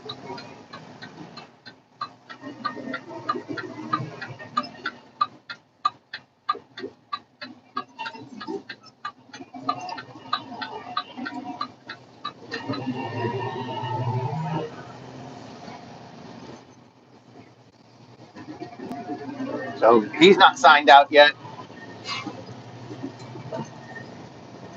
And I'm pretty cool with the bean counter here. So if she's signing people out, if I ask her one more, she might let me go. As long as I can get back to the excavators by 5 o'clock. Those guys need to go home. Or your SB name should be, wait, what? Say it again. My CB name should be what? Say it again, Aaron. Oh, by the way, that reminds me, I'm pretty sure even on mobile, if you're just now logging on to my stream, I'm pretty sure you can take the slider and slide it all the way across. Turtle. Man, I'm not Turtle. It'd be White Lightning. I think you can slide it all the way across DVR. I know on the computer, I always have DVR mode enabled, so you can go back and watch it from the beginning of the stream and watch it through. This is my first time doing mobile streaming on this channel, and I'm not sure if that's set up in the presets. So I didn't actually see that option. Oh my goodness.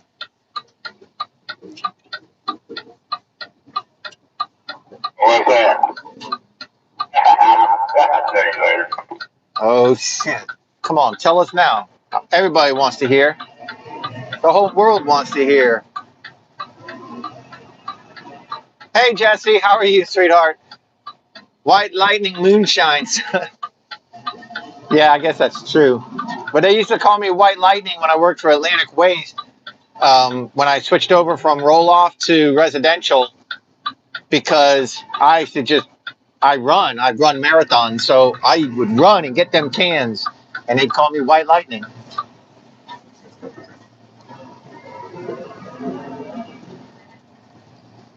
All right, moment of truth, moment of truth. Okay, she still doesn't have her vehicle there yet. Her vehicle's still parked down. She's still counting. She's still bean counting. I might make it. No, we don't work past 70 hours. No, sir. Tomorrow I'm only working half a day. I'm going to the dentist. And then Saturday we'll only work probably till 3 or 4. So we don't make it to 70. I almost made it to 70 when I was working night shift. We were going to work 7 days a week and only rotate, downtime if we hit the 70. And we ended up having freezing temperatures where we couldn't pave. It was getting below 45. So we ended up having a couple nights off, which kept us from getting the 70 hours. But I think my largest check in this company is 69 and a half.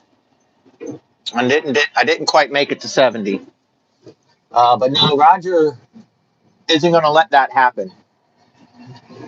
And Roger, who's our dispatch and our everything here,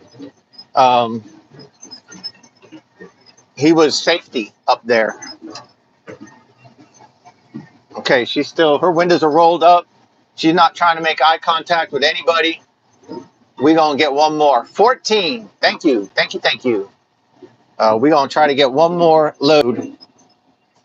I locked my transmission in manual. I'm in 7th gear, but these guys are going to kill me here. These guys are going too slow. I need to roll. I'm going to drop down to 6, get my RPMs up. My RPMs are at 15. That's not enough. I need more ground speed. These guys, that guy up front is going to kill me on ground speed. Look at him. He's dying. He's dying. Look at him. Look at him. He's dying over there. Come on, man. No, I'm just playing. I love you guys. I love RDLC. You guys are good. What are we doing here? What? Guys, we might have to turn the camera around. I'm not sure what's going on here. Come on, man. Don't make me stall. I'm in 4th gear. Come on, man. Why are we doing this? Ugh!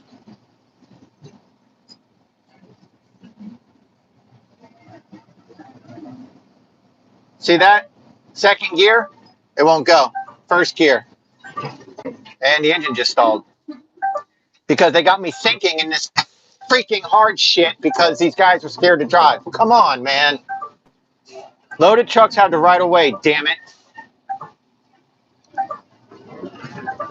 Come on. Only as strong as your weakest link. And right now, it's a red, long-nosed Peterbilt.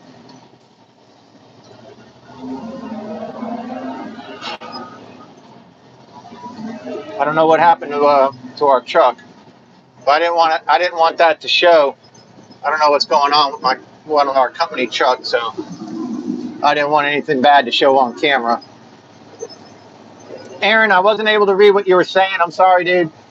You'll have to come back with that, but not right now because I'm trying to scream through this freaking dirt.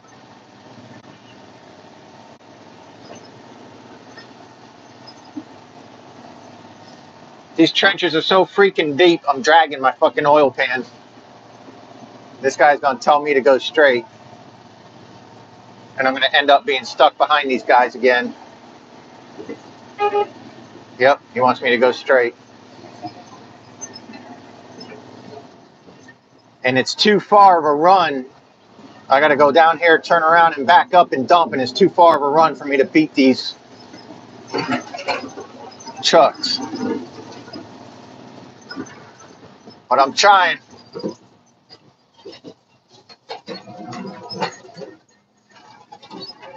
I'm trying.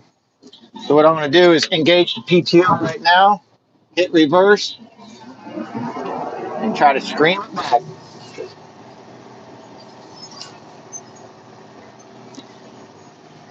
When you go in reverse, you grab second, which really doesn't give you much more ground speed, but you can't grab second if you engage the PTO. But when you engage the PTO and I'm locked in, look behind me. I can start bringing my box up. It's too soon to do that, but I can start working my box up to put myself in a quicker dump. Once I get closer, I can start working it.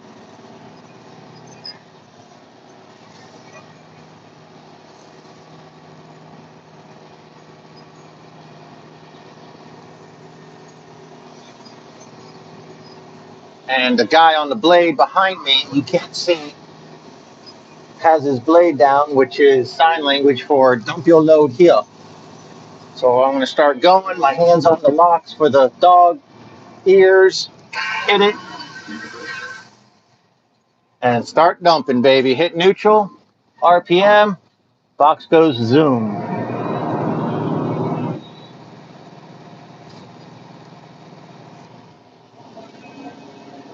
Hit manual. Lock it in first. PTO off. Come on, baby. Those guys are still dumping. I'm banging it. All right, those guys are starting to come out. And I am now going to get crossed up. Grabbing gears, dropping the box. PTO's off. Box is down. Dog ears are locked. It's a rough ride. Hendrix is there. There's a whole line of trucks. There's a whole line of trucks. Blue 52, baby. Blue 52. That's how you do it.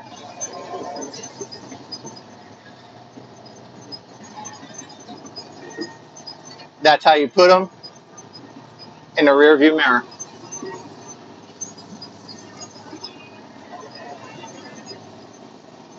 Everything's locked. RPMs are up, and we're screaming out of here. 2,100 RPMs, 15 miles per hour, fifth gear, and we are floating on top of the dirt. It's 4:04.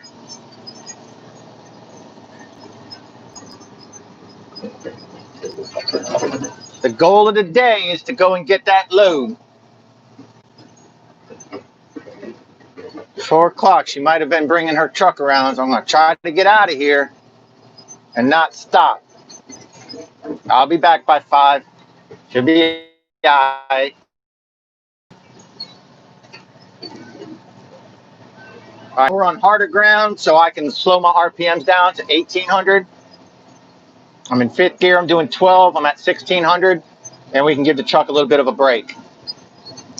I was a little rough back there. I mean, my arms on the steering wheel, my hands hitting the plus and minus buttons, my other hands working the box, bringing the box down, locking the dog ears, trying to keep the RPMs up. If this was the Kenworth with the Allison transmission, not only would it have been 10 times easier, it would have been probably 20% faster, because that truck can launch so much quicker and go. She has moved her truck, and I'm going to hope that she lets me get one more. She should let me get one more. No, maybe she didn't move her truck. She did move her truck, but I think she moved her truck because the guy's blading.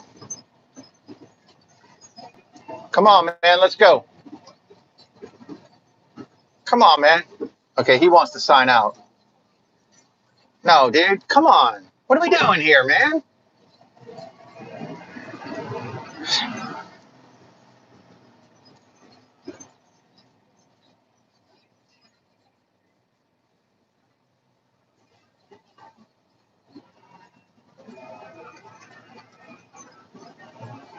That's our bean counter right here. She'll let me go get one more.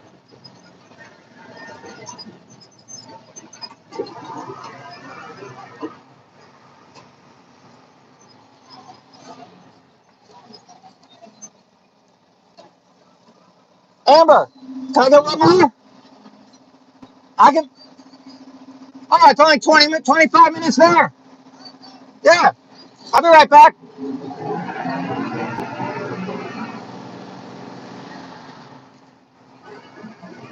All right, so at first she said no, and then she said, how quick can you be? And I said, well, it's only 25 minutes there. So um, let me break the rules a little bit. Not on the main road. I know, I'm sorry. 405. Let's go get number 12. So I don't want to clock out. If I did that now and I go get fuel's literally right here, and then the office is right there, I won't make 11 hours. I'll make 10 hours, 10.75. I won't make 11. I want 11. I want 11 more than I want food, because like I said, tomorrow I'm only working half a day. So this is the way my mind works. Like, you guys sitting riding with me live right now, you get to hear me thinking out loud all the time. I'm talking to you guys, but I'm thinking out loud, and this is the way my mind is constantly working. I'm always crunching numbers. I'm always doing math. I'm always figuring it out. I know I can make it, and I know I can be back here by 5 o'clock. I know I can. I'm going to go get it. Makes the company more money. It makes me more money. See, right in front, thank you, Jessica. Right in front is the fuel pump, Colonial Fuel right here. This is where we get fuel, right here to the right. So I'd be pulling in to get fuel like in 3 minutes, because it only takes her 2 minutes, 3 minutes to sign me out. So I'd be signing out right now, getting fuel. I'd be back at the yard by 4:30. That sucks.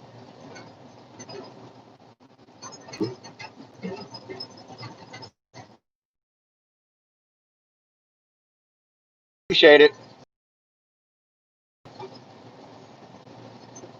Well, my goal is always 11 hours.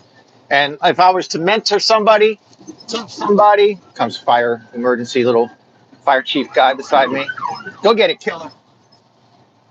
Um, if I was to mentor somebody, or like teach somebody, or work with somebody on different things, it's like, you got to think about tomorrow.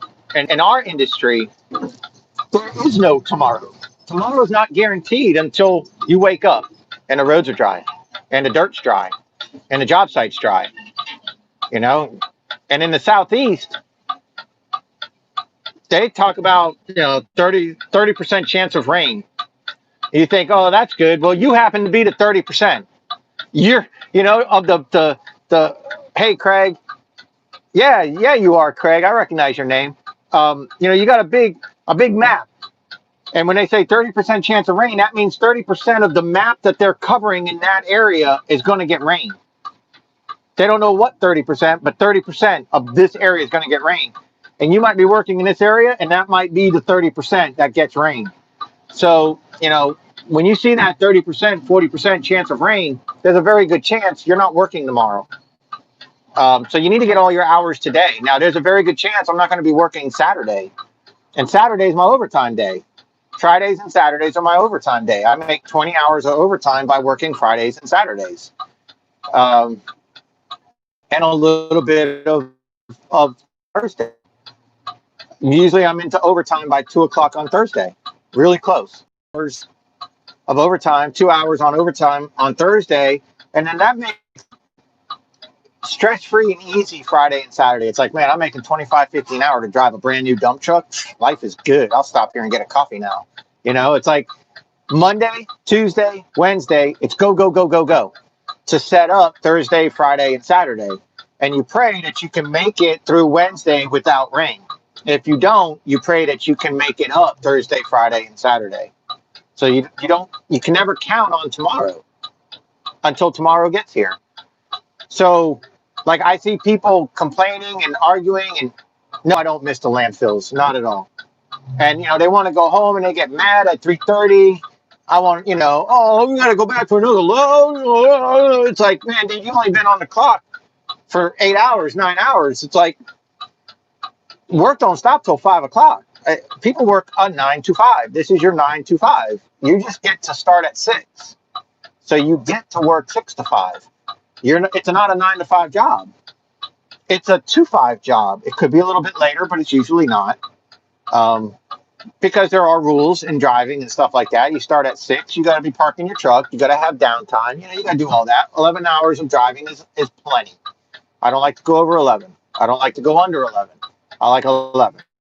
11 and a quarter, 10 and 3/4. That's my window of the perfect day. I would ingrain that into people's heads that I'm training, that I'm mentoring. You got to get up when you start your day Monday morning. You got to get up with the mentality that you're going to get it, and not stop getting it until you reach your goal. And you got to set a daily goal, and you got to set a weekly goal.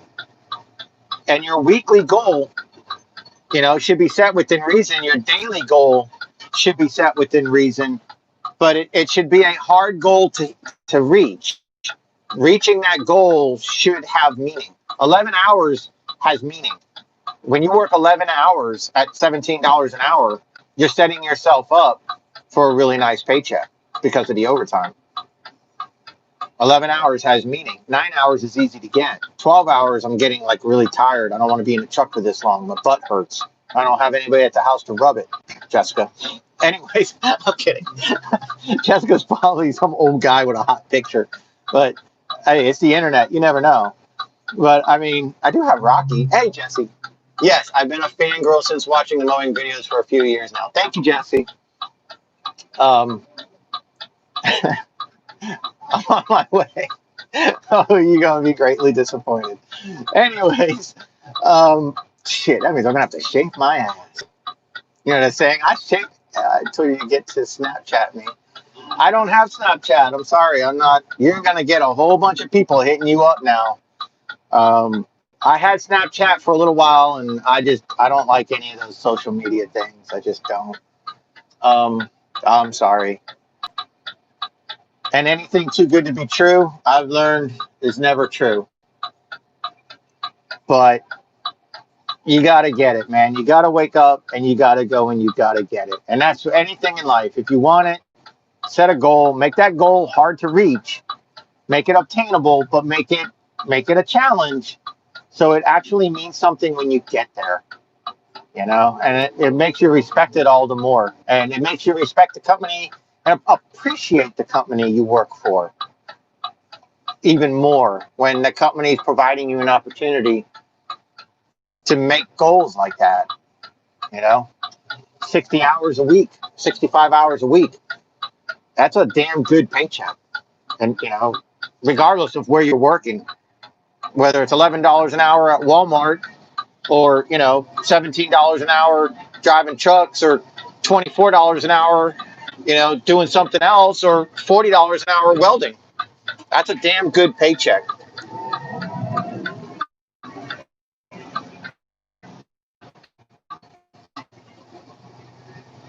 Enjoy the ride.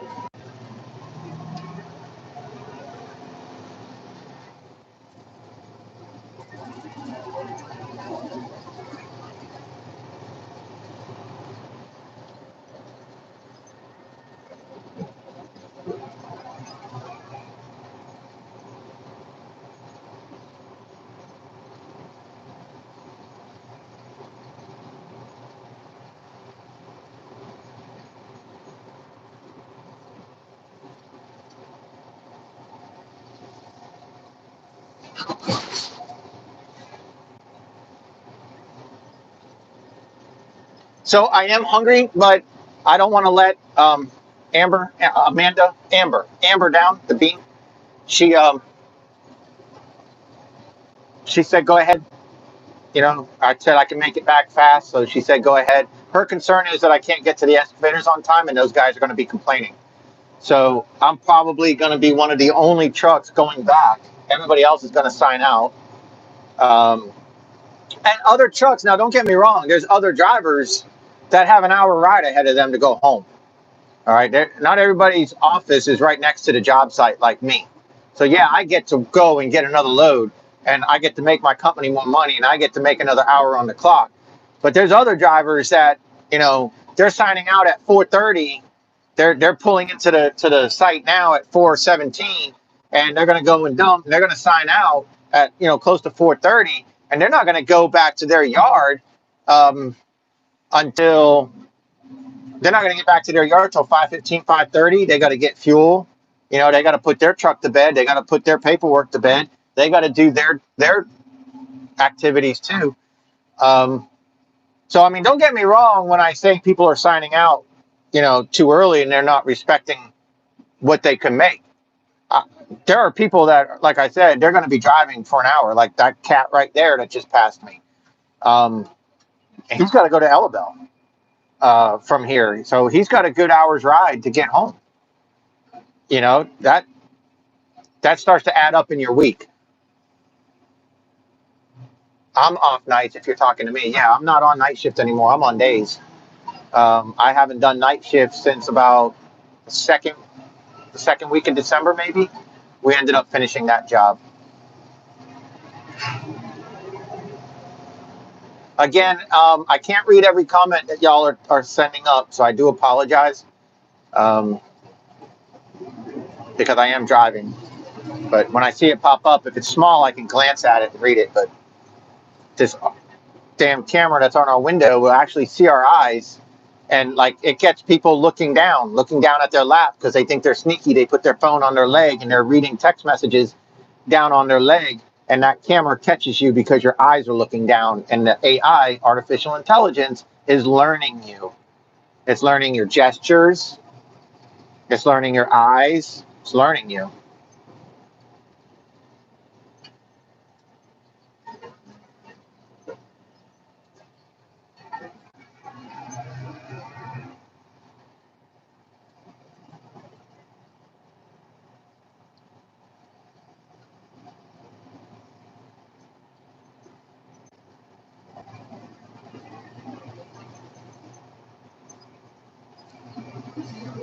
Damn, 123 minutes? Are you serious? We got 28 thumbs up. Thank you, guys.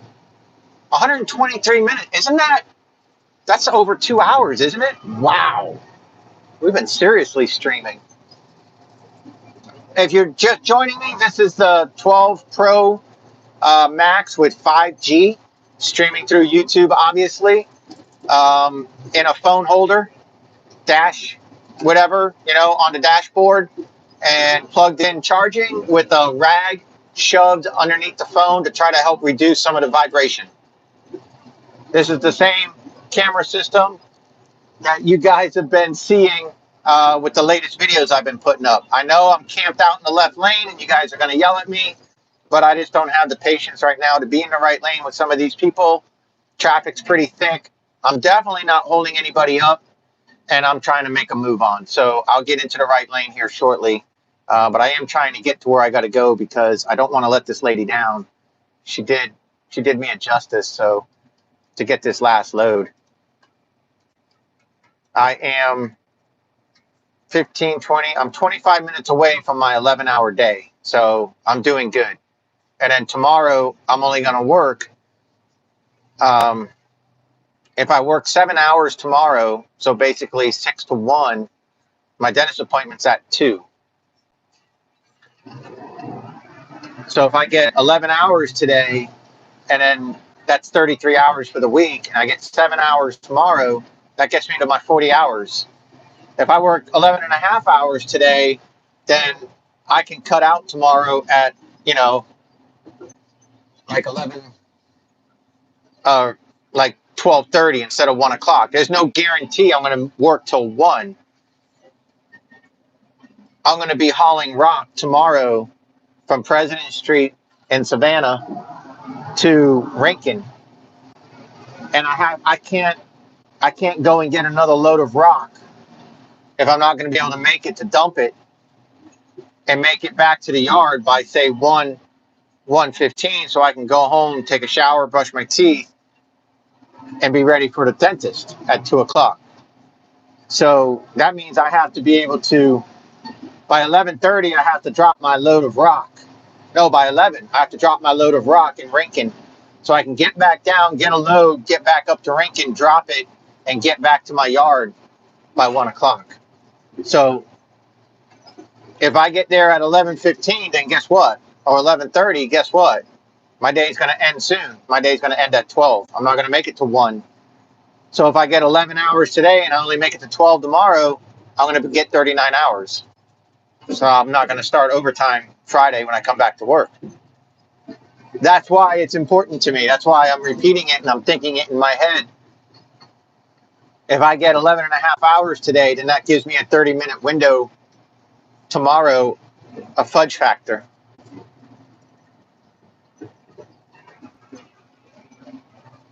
I don't have to make it to 1.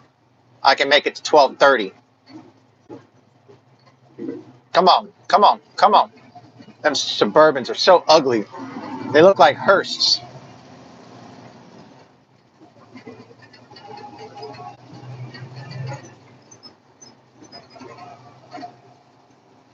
I'm so hungry too. I was going to stop at Popeyes. I guess that's not going to happen. That's all right. I'll eat dinner. I won't die. I won't wilt away.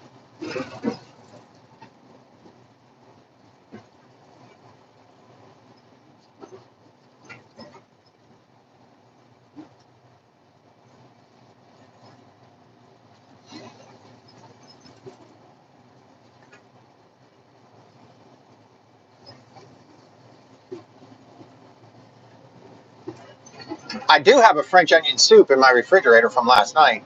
I went to the draft house, the draft room, the draft something, which is a sports bar by my house, and got 2 French onion soups. Went home, ate one, went to sleep, and put the other in the refrigerator so I can throw that in a saucepan, warm that up. Yeah, I do have that at the house.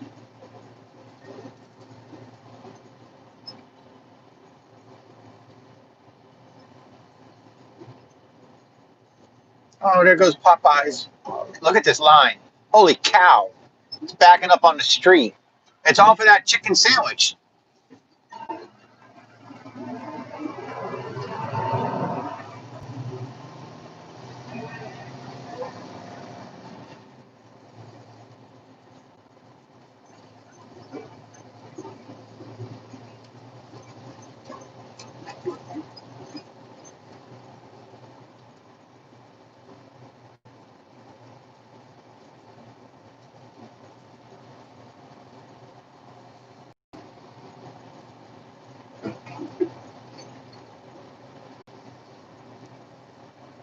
Welcome to Bloomingdale.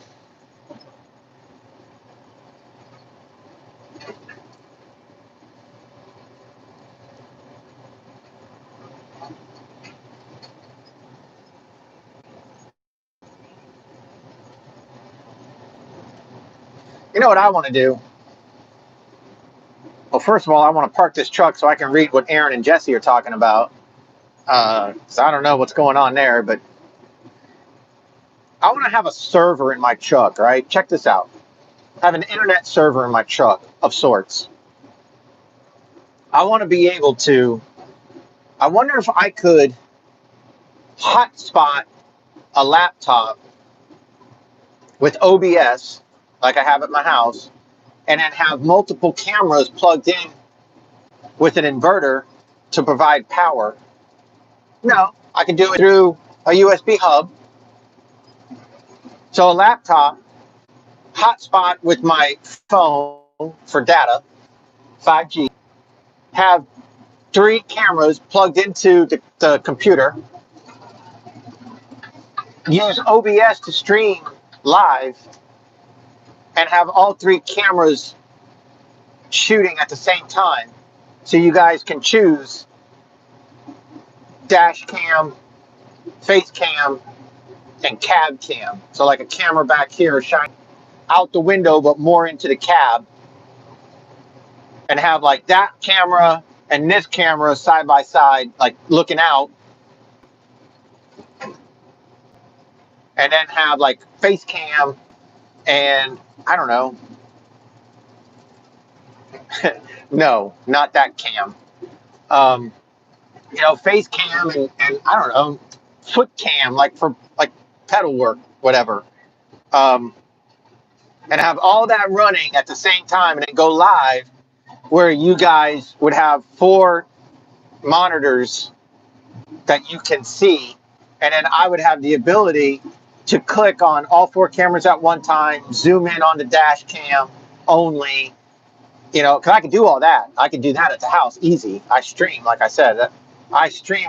I know how to do all that. I just wonder if that would be something that could be done. Tell me that wouldn't be awesome. I mean, all day just run a stream and you guys could just check all the different cameras. That would be neat. Lizard. Yeah, you know, because you know somebody's gonna say something. Somebody's gonna say something, man. Face cam, dash cam, and then have like window cam. Ooh, dick cam. Don't forget dick cam. Why? Well, you said your handle was glory hole. Well, is that my friend Eddie? I see. No, it's not Eddie. That's probably Chuck number 108. I thought that was my friend Eddie from Atlantic Ways.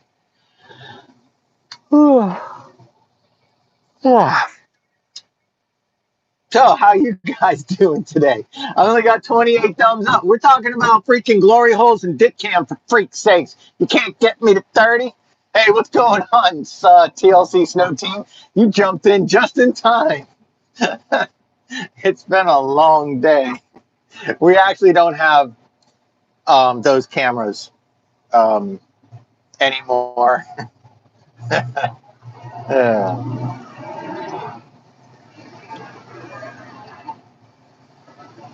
Hey, what's up, Yorma? Yorma from Canada, everybody. This is my buddy Yorma from Canada, and he has been following my YouTube channels, my escapades, since 2015. He's like one of my long-time loyalist subscribers. So, hi, Yorma. Shout out to you. Shout out to Canada, eh? How is it up there? Is it snowing much?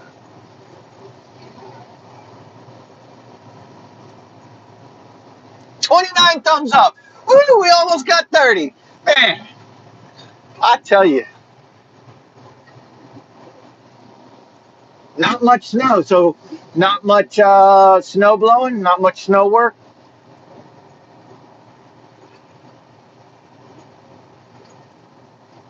I know that's what you do in the winter to help you get by. Yorma cuts grass. Yorma actually has a trailer that he tows with his bicycle in order to cut grass, which is pretty bad to the bone. I think that was my friend Eddie right there. You better not call me because it might screw up my stream. I'm still camped out in the left lane here, and this Cadillac won't let me over. So I'm just going to have to crash him. Hold on a second. I'm kidding about the whole crashing him part. I'm sure he'll move. He moved. I slowed down, slid in behind him. Okay, so we're getting close to the landfill, or to the landfill, the landfill. We're getting close to the pit. It's 4:30, so we're going to be there in about 5 minutes. So 4:35. So that's good. I'm not holding the excavators up. Now I need to get to her as soon as possible. Traffic going her way will be much lighter than traffic coming this way. Traffic coming this way, everybody's going home, leaving Savannah. Traffic going up, like look at all this traffic. Traffic going up back to Savannah right now from here is going to be green light all the way. I mean, look at the car. There's no cars coming.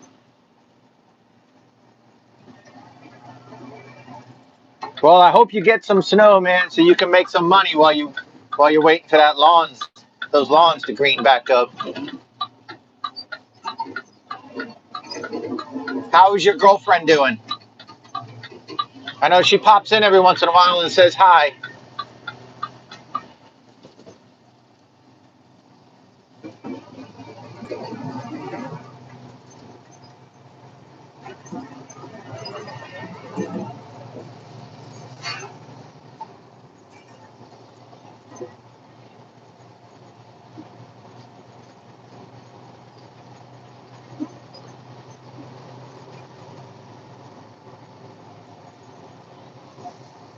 That's good, Yorma. That's real good. I'm glad to hear that.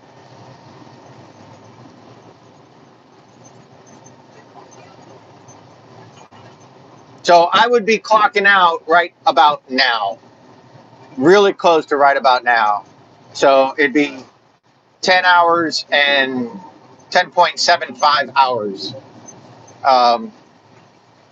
Screw that. Instead, I'm going to end up getting 11.75 hours um, by the time I get back there, sign out, get fuel, and park the truck.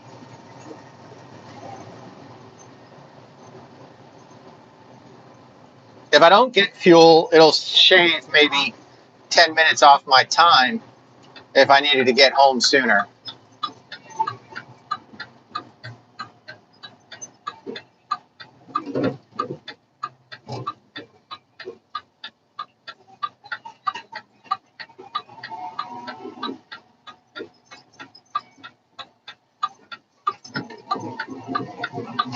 One of our new guys. I know he's still trying to get used to that Mac transmission. Well, okay, so there's a couple here that she let go, so I'll be catching them on the road. She's new. I'll be catching her. This Hendrick 74, wild man. That's him. He's wild, man.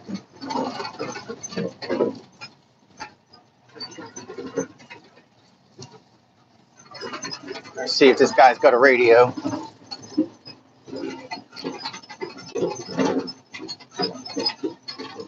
All right, Mr. Excavator Man, I believe I'm going to be your last one. I don't think there's anybody coming up behind me because she was signing people out.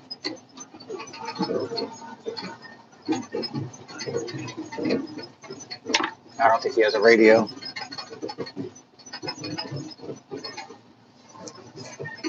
Or he doesn't know how to use it.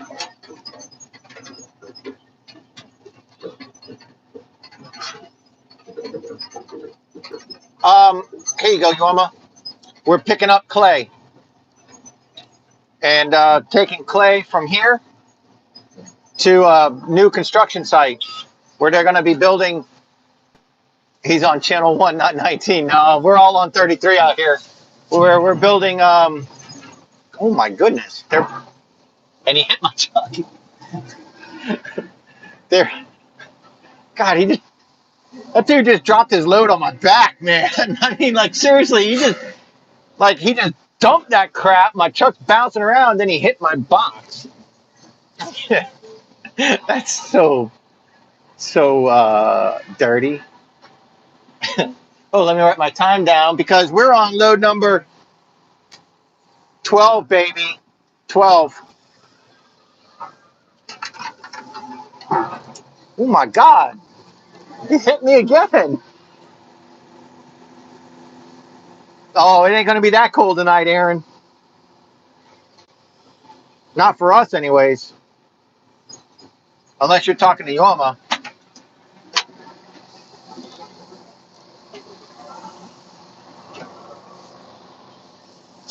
Sunday, I woke up.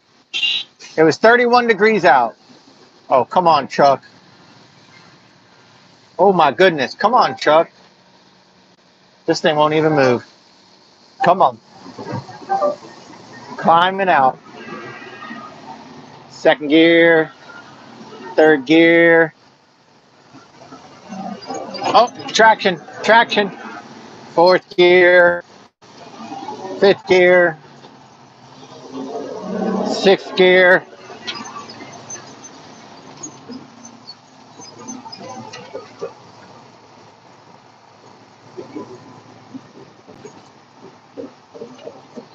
Yeah, that lady, there's a lady in the tractor comes around with a spreader box thingy and levels everything out. And I haven't seen her for a little while. I don't know where she's working.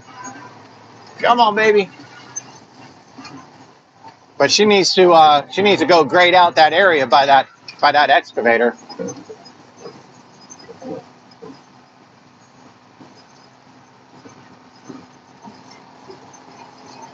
That's him right there on the right. That's where I just left.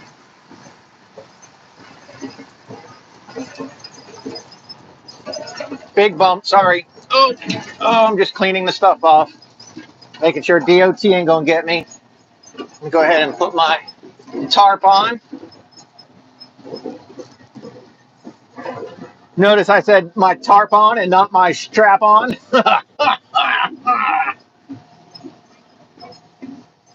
All right.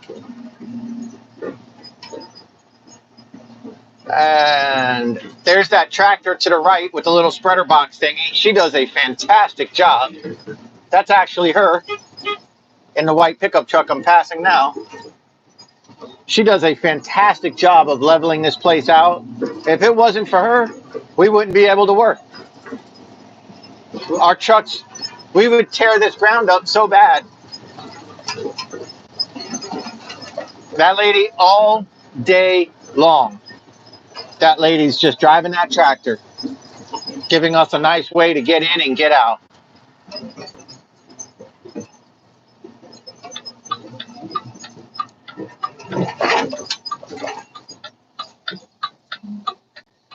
All right.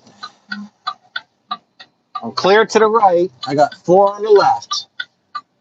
Still clear to the right. 3, 2, 1 coming. And go, baby, go.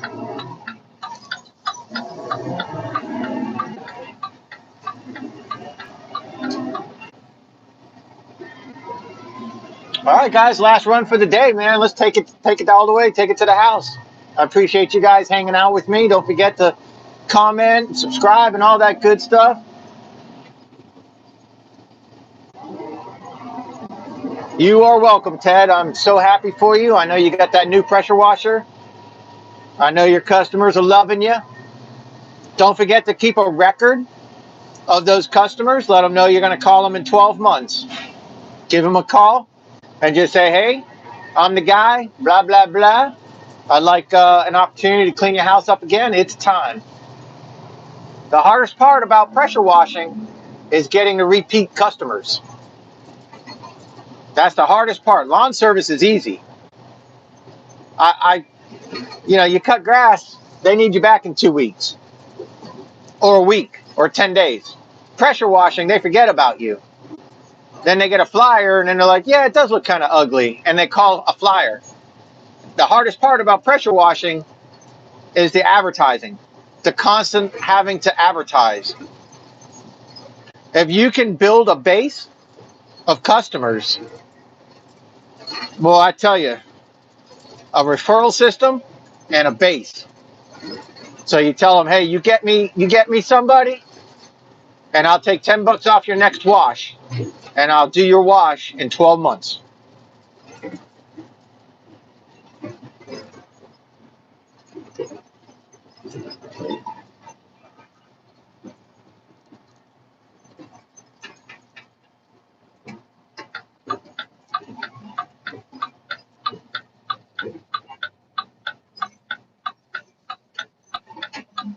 It hasn't been too bad in Savannah with the COVID,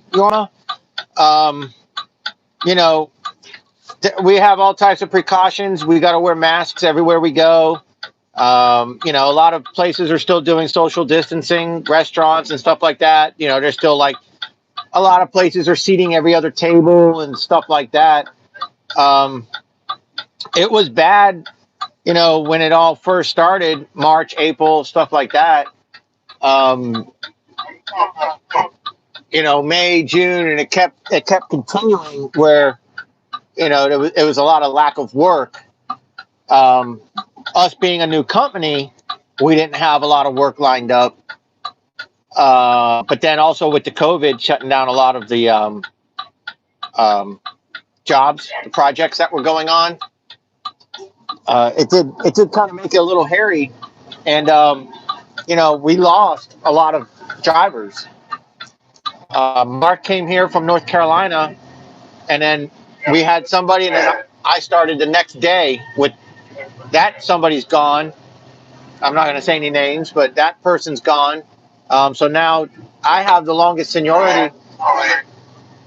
I have the longest seniority in the company besides Mark, who's been here for 6 or 7 years with the actual company from North Carolina. And then there's me, and then we got 1, 2, maybe almost 3 originals besides me and Mark, and then that's about it. Everybody else is fairly new from like late summer on, and it's been hard to keep drivers because it's hard to keep hours because you got a brand new company, number one. You got the COVID closing projects down. Then you got rain that makes it where if we get a project, then we can't work the project because of rain. And then you get a contract, they want 10 trucks, but we only got 6 drivers. And so, like, we can't, you know what I mean? It's like we can't take the contract. We can't take the 10 truck contract. So it was really slow to get started. And, you know, it was kind of scary because you never really knew, but I had faith in this company because, you know, when I joined, this company had 300 dump trucks from North Carolina and South Carolina. That's what I was told. That's what it says on their website. I don't know if that also included their regional driving, because they also do regional over-the-road flatbed hauling and stuff like that. I don't know. But this company had over 300 trucks. Well, you don't get to 300 trucks by being stupid. And I know that this company didn't move to Savannah being stupid. They know what they're doing. They know that they're coming to Savannah, and they know that they're going to prosper, and they know that they're going to grow, or they're not going to come to Savannah. They're going to go somewhere else. Savannah is huge. Savannah is one of the largest growing areas. We got the port, which is doing record number of containers from overseas through our port. Record every month. Each month breaks last month's record for containers, and that with that comes warehousing, and that's what we're building now. That's the pads we're building now, is for more warehousing, and warehousing comes employees, and employees coming in from other places, and those places, you know, those people coming in need a place to live. So, you know, we're site prepping for apartments, for houses, track housing, for single story family housing, 2-story housing. We're doing logistics warehousing. We're doing rail yards. And now we have all our trucks doing all those projects now. Now it was slow to get to that point, but now we have more work than we have drivers. And the more that we can fill seats, you know, fill the empty seats, which I'm not sure we got much left, they're going to send us more trucks so we can take on more work. And more work means more opportunity, because if it's raining here, it might not be raining there. So, you know, the 8 guys that were working here that get rained out can bleed into the other jobs that are going on. You know, instead of having all your eggs in one basket, then it rains and you don't have work for 3 days because this job site needs to dry out. You know, now you have a lot more prospects out there, a lot more opportunity. So, you know, when I started in March, I didn't get my first full 40-hour paycheck or more until June. And then I didn't get another 40-hour paycheck until probably August. And then after August, you know, it was 50 hours here, 30 hours there, 55 hours here, 20 hours there, because it would rain. You know what I'm saying? And then now it was because of rain, and we only had like one job. Now we almost have to have a blanket of rain across the entire area to shut us all down, because, you know, like yesterday, the rock job got canceled because of the rain over the weekend. Yesterday, maybe yesterday. So we all, 100%, every driver we had was hauling dirt like I am right now. We were all out here hauling dirt. Now today, because it rained, the concrete companies weren't able to make concrete. You know, they weren't making concrete and laying concrete. Yesterday, they laid concrete. Last night, they worked night shift laying concrete. Today, they ordered trucks. They need us bringing in 57 limestone, 89, and sand. So half of our fleet is hauling, you know, gravel and stuff for a concrete company so they can work tonight. The other half of the fleet is hauling dirt. And then we got other drivers that are probably doing asphalt somewhere. I don't know. Or we might have said we can't do that, and other companies are doing. We're now more diversified, and that's important. And we're getting there. And my boss, told me, come January we're going to be wide open. And I was offered a job with another dump truck company. I was personally offered $2 more an hour, and was told they always work 45 to 50 hours, always. And I'm like, man, that's right in my wheelhouse. That's exactly what I'm looking for. About 50, 55 hours a week, $19 an hour would be phenomenal. That'd be great. Um, and it was right at the time when we got this big dirt contract that I'm doing now. And I could see that, the clouds were kind of parting for our company. And so I was talking to the guy, and I said, look, man, I really appreciate the offer. I really do. I appreciate whoever referred me, but I'm going to stay where I'm at. The company's starting to see clear skies. And, we're getting through COVID. And I've been with this company from the start. And I think, I'm going to stay where I'm at. And I hope you can appreciate that. But if something happens, I'd like to keep my foot, in the door.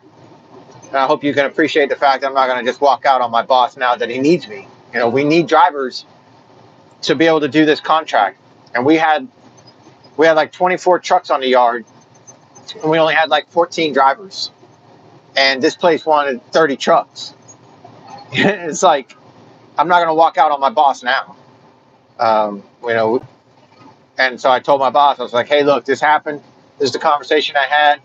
I know trucking is a very small community. If it gets back to you, I just want you to know from me, I turned the job down.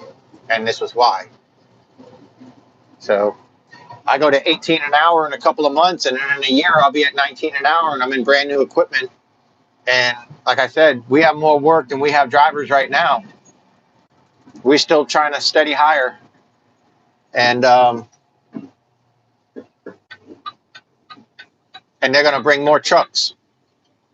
They're going to give us more trucks as we fill the seats, which means more work. Means we can accept bigger contracts. And that's the name of the game. That's dump trucking.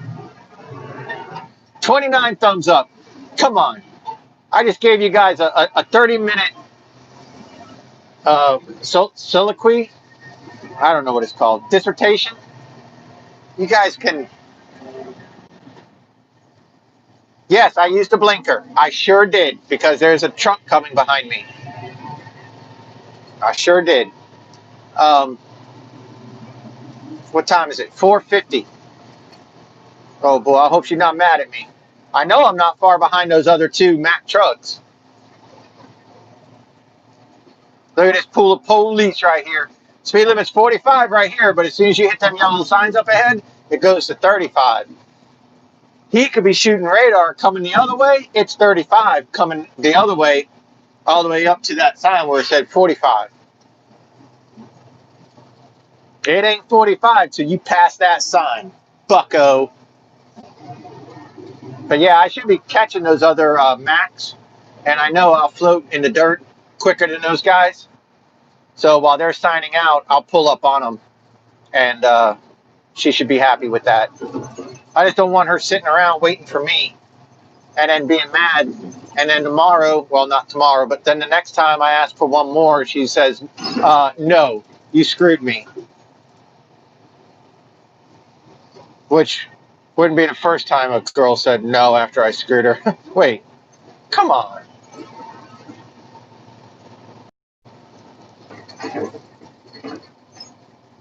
Actually, I think it would be. All right, here's the big city hall to the left. So they have to pay for that. And how do they pay for that? Yeah. How do you think?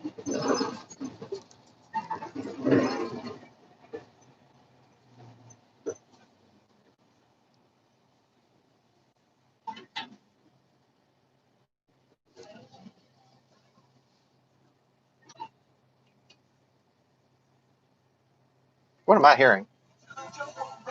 Oh, I love that song, but I can't play it because YouTube will have a freaking heart attack for copyright music.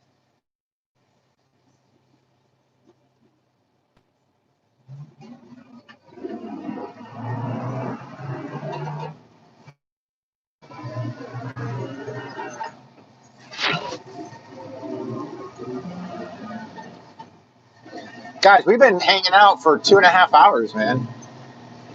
It's gonna be like a 3-hour stream. Like we've been hanging out for. Hey, we got the 31 likes, man. Thank you. I appreciate that. Thank you. Thank you.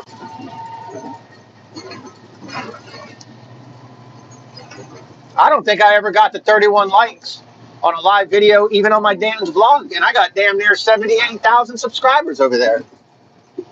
I'd have like 70 or 80 people on the stream at a time, and I don't think I ever got the 30-something likes during the actual stream. But then again, my stream is usually an hour, and I would cut it at like an hour to an hour and a half.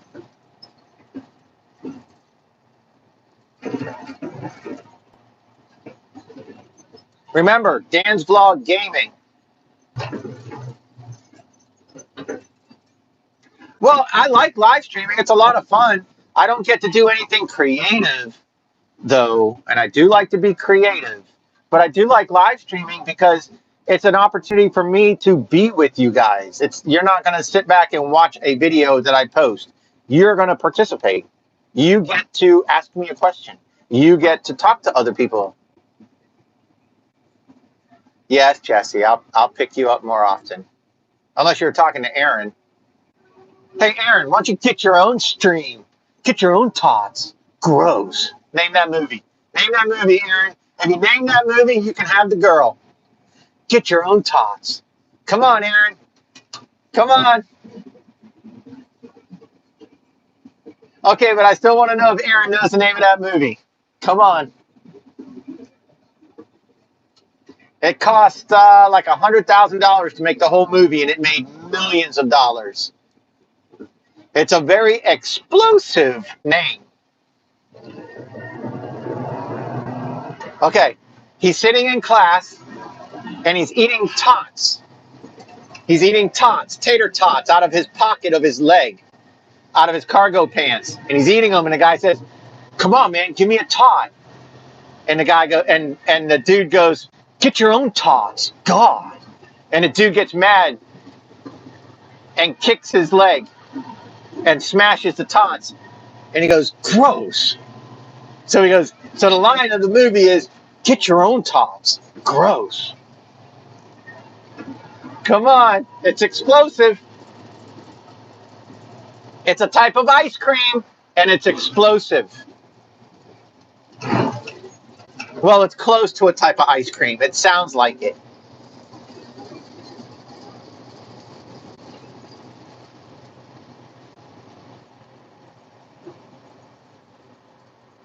All right, Jesse, save the day.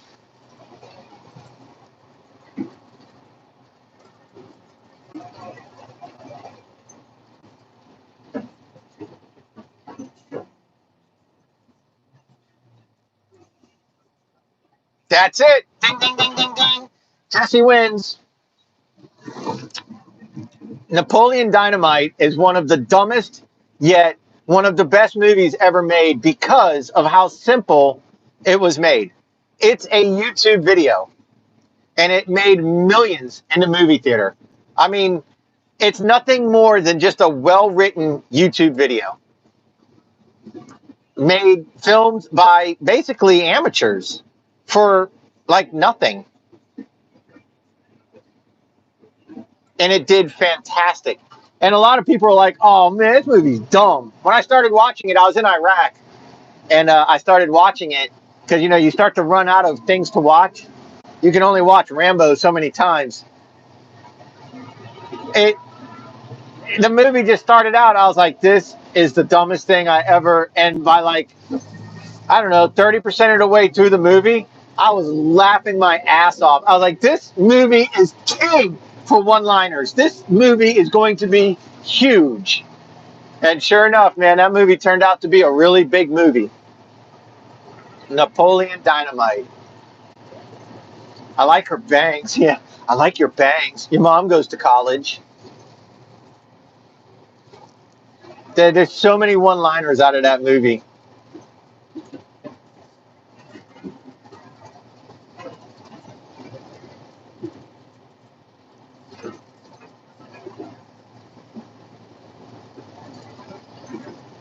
And his brother, or no, his uncle with the damn eating the steak, always eating the greasy steak with the protein and flexing and shit in the mirrors. Oh my God, man. Everybody has a family member like that. That's the funny part about the movies. That movie is everybody's home. Like everybody has a family member like that. It was great. Uncle Rico. Yeah. Oh man. That movie's the best. I'm gonna have to go home and I watched it with my kids. I had my kids watch that movie. I was like, guys, you gotta watch this movie. And my kids got one-liners out of it. They loved that movie. They always referred to that movie. You like that one movie we watched, the dude with the tater tots? And I'm like, yeah, get your own tots. And they'll both be like, gross. Oh, that'd be awesome. That would be awesome. My ass will be in bed by 7 o'clock, though. I go to sleep. Man, I'm not going to get my kids this weekend. What a bummer. So it might rain Friday night. So we might not work Saturday, which means I'll wash my truck Saturday. Now, that would be cool to do, too. Live stream the truck wash. But the problem with that is, hey, I'll be able to read the messages, any of your texts. This would solely be completely on you guys. Aaron, it would solely be on you guys to keep the conversation going amongst yourselves. I might have to appoint Yorma to be a moderator and start booting people. All right, man, it's 5 o'clock, 4:59. So we're just making it for 5 o'clock here. So that's pretty close. I'll keep you guys to the end here so you guys can see if we let her down or not. Now, my goal is to not let anybody down. I'm at 11 hours and 15 minutes. I'm at 11.25. So it's going to be 11.75, almost 12 hours by the time I'm done with my day. That gives me a 30-minute to a 1-hour fudge factor tomorrow to clock out between 12 and 1 in order to get my 40 hours and go to the dentist. That puts Friday in a complete overtime pay. That makes Friday an over $200 day to drive a brand new dump truck. I like it. I like it like that. She knows how to act. She's working that back. Who knows that song?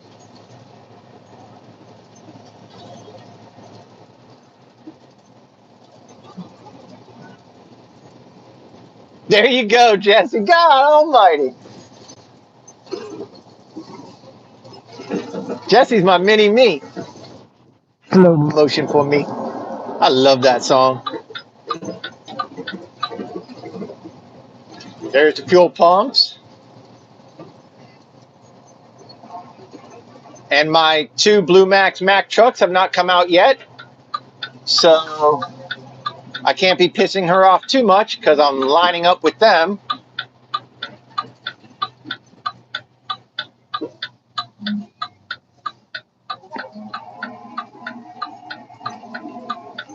And hell, if she wants to go home, she can sign me out right now because we're not paid by the time, we're paid by the load. So, I mean, she could stop me, sign me out, and she can go home. 501, so I'm going to put 505. That's 12, baby. 12 loads. Brazzers.com. Who knows that? Who knows Brazzers? Don't Google it. You might be at work. You'll get in trouble.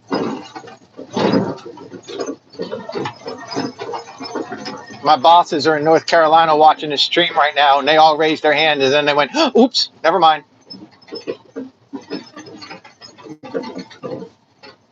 There's my load counter. She's right here next to the white Chevy. Okay, she's not cussing at me. Not yet, anyways. I went down that road doing 15. That's not bad. My Macs are still here. My other coworkers are still here. Hit M. Downshift to 7. Tarp in.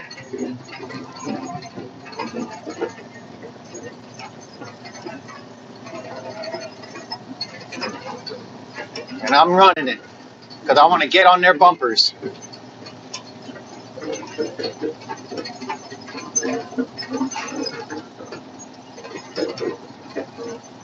And I don't want it to bog down too much. Come on, come on, come on, come on. See, it's super soft sand, but it's not like treacherously bumpy. 19 now, baby. I think 20 is the highest we got to, right? Oh, 20. There's 20, baby. 20. Woohoo! With 33 thumbs up. Where's my max? My max are down in the hole. I'm on their bumper. One's dumping now and one's backing in. Oh, God, big rut.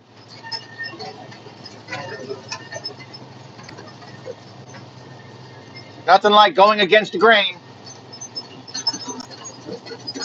Oh, come on, come on, come on. RPM's up, RPM's up. Oh, God. Oh, no. It's going to stall. All right, I'm going into one. There we go. Dang it. Almost. Grab second. Can it grab second? Oh, it just grabbed second. Grab third. Can it grab third? Oh, we got third, baby. Grab 4. We got it. I know, Aaron, I know. I hate this damn transmission, man. But that's the shit that gets you, man. And these new drivers, they don't know that. They don't know what's going on, man. Just all of a sudden, it stalls, man. They don't know to just start over. And I tell them, man, don't panic. Don't freak out. Don't get excited. Just relax. And you can, just put it in first gear and you'll be all right. All right, now I'm not sure what this guy's doing, so I'm going to let him go. Come on, Hendricks. Okay, then I'll go. I guess he's going to sit there and watch me. Guess he doesn't believe me. Don't believe that. We rolling fast. Thank you.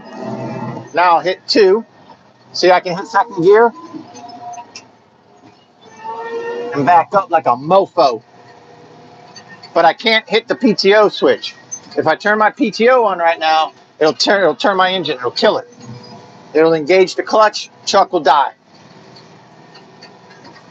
But my 2 guys are right there.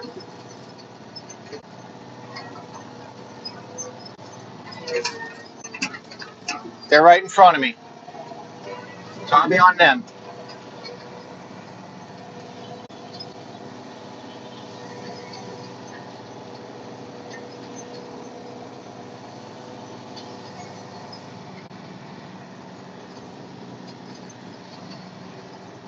PTO. Going up, baby. Going up. Neutral. Unlock. Let's roll, baby. See how it takes time for the solenoids to even engage the bed to raise the box? It all takes time, man. When you have them Kenwords, instant. As soon as you engage that PTO, box goes right up. There's no delay. All right, this is the last loader today, and tomorrow I'm doing rock, so I need to really bang this out good.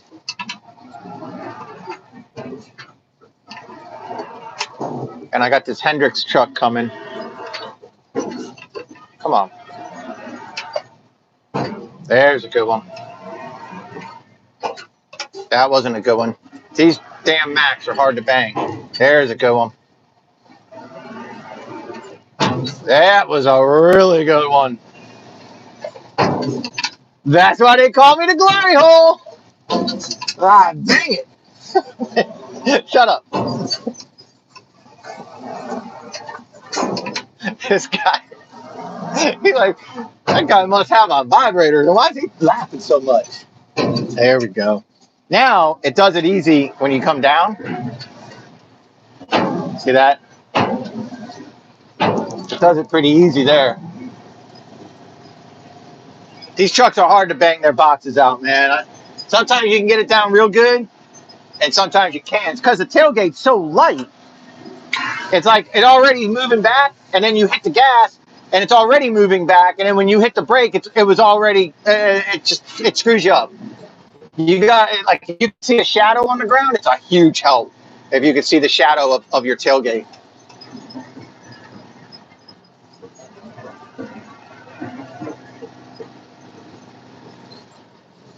What are you making, Jesse? Hey, you know that song by Dan's Kitchen? You know that song by Ariana Grande, Switching Up Positions? You know what I'm talking about? Switching up positions for you. I changed the words. It's a complete a misogynist. It's a completely misogynist type changing of the words. But instead of switching up positions for you, it's working in the kitchen for you. So making dinner for my freaking boo, too, barefoot for my boo, you know? Like totally misogynistic, like totally sexist. Like I can completely understand why lesbians are lesbians now because of guys like me changing the words to songs. But it sounds like she's saying, you know, working in the kitchen for you. Oh, did I just sing to 25 people? Oh, hi. And there goes all the thumbs up. But I think somebody like a Weird Al Yankovic or maybe Jeffrey. Gosh, man, we're getting sideways. I think Jeffrey from Brooke and Jeffrey in the Morning, used to be Brooke and Jubal. Brooke and Jeffrey in the Morning. I think he should do a song of the week, and I think it should be working in the kitchen for my boo instead of switching up positions for you. I think it could be done. I think it would be pretty funny. 37? No, it's only 36. Somebody took one away when I sang. Oh, yeah, baby. Look who's right in front of me. Look who's right in front of me. Hump day. What's she doing? She's right here.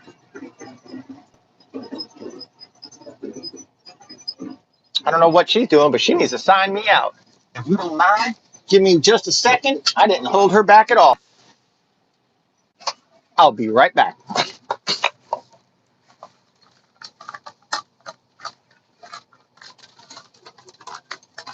She's sitting in the truck right now. She's like, I know Dan does not think I'm going to come to him. I know she ain't. He wants me to move up a little bit. I can do that.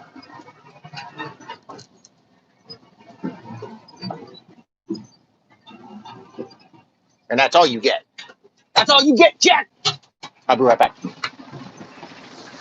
Oh.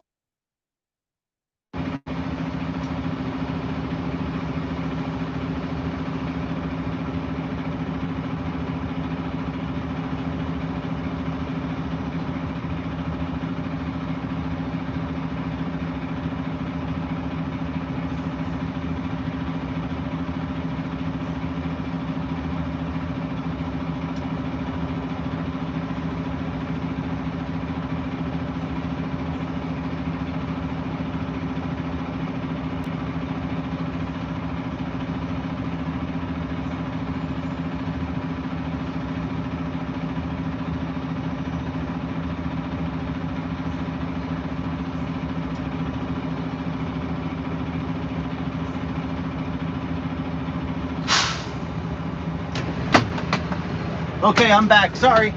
Yes, that was the most loads, 12 loads. I saw her sheet. Some people had 10.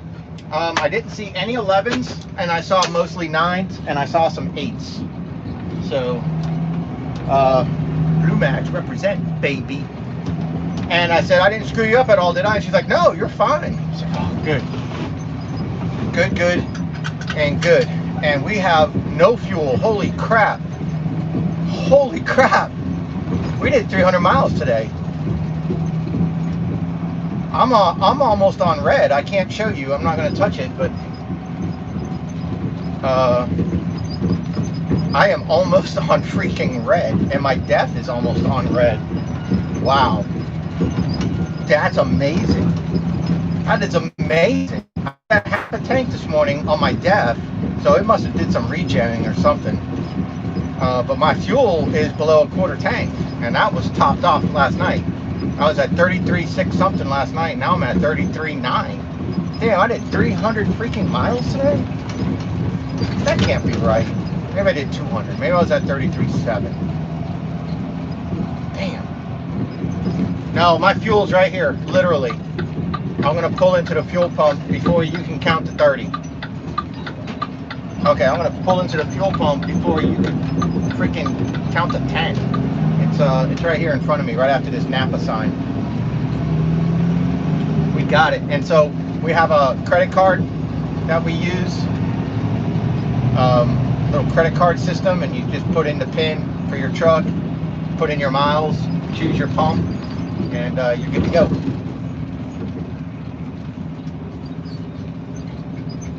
So yes, sir. Mac attack. Look at that, huh? Look at that. 3 Max. 3 Max, baby. Jesse, I'm going to be signing off here in a minute, okay? So thank you very much for hanging out with us, and I'll see you on the next one. And guys, we're going to sign out. Get the booty, Dan. I'm going to sign out, say goodnight, and hope you guys have a wonderful night. Thank you for riding along with me and checking this out. Yeah, we're definitely going to do it again. Definitely, for sure. It got a little stressful toward the end there, making sure we didn't let our counter down, and I guess we did a good job. So we led the way. Blue Max all the way, baby. Thank you, and I'll see you guys on the next one.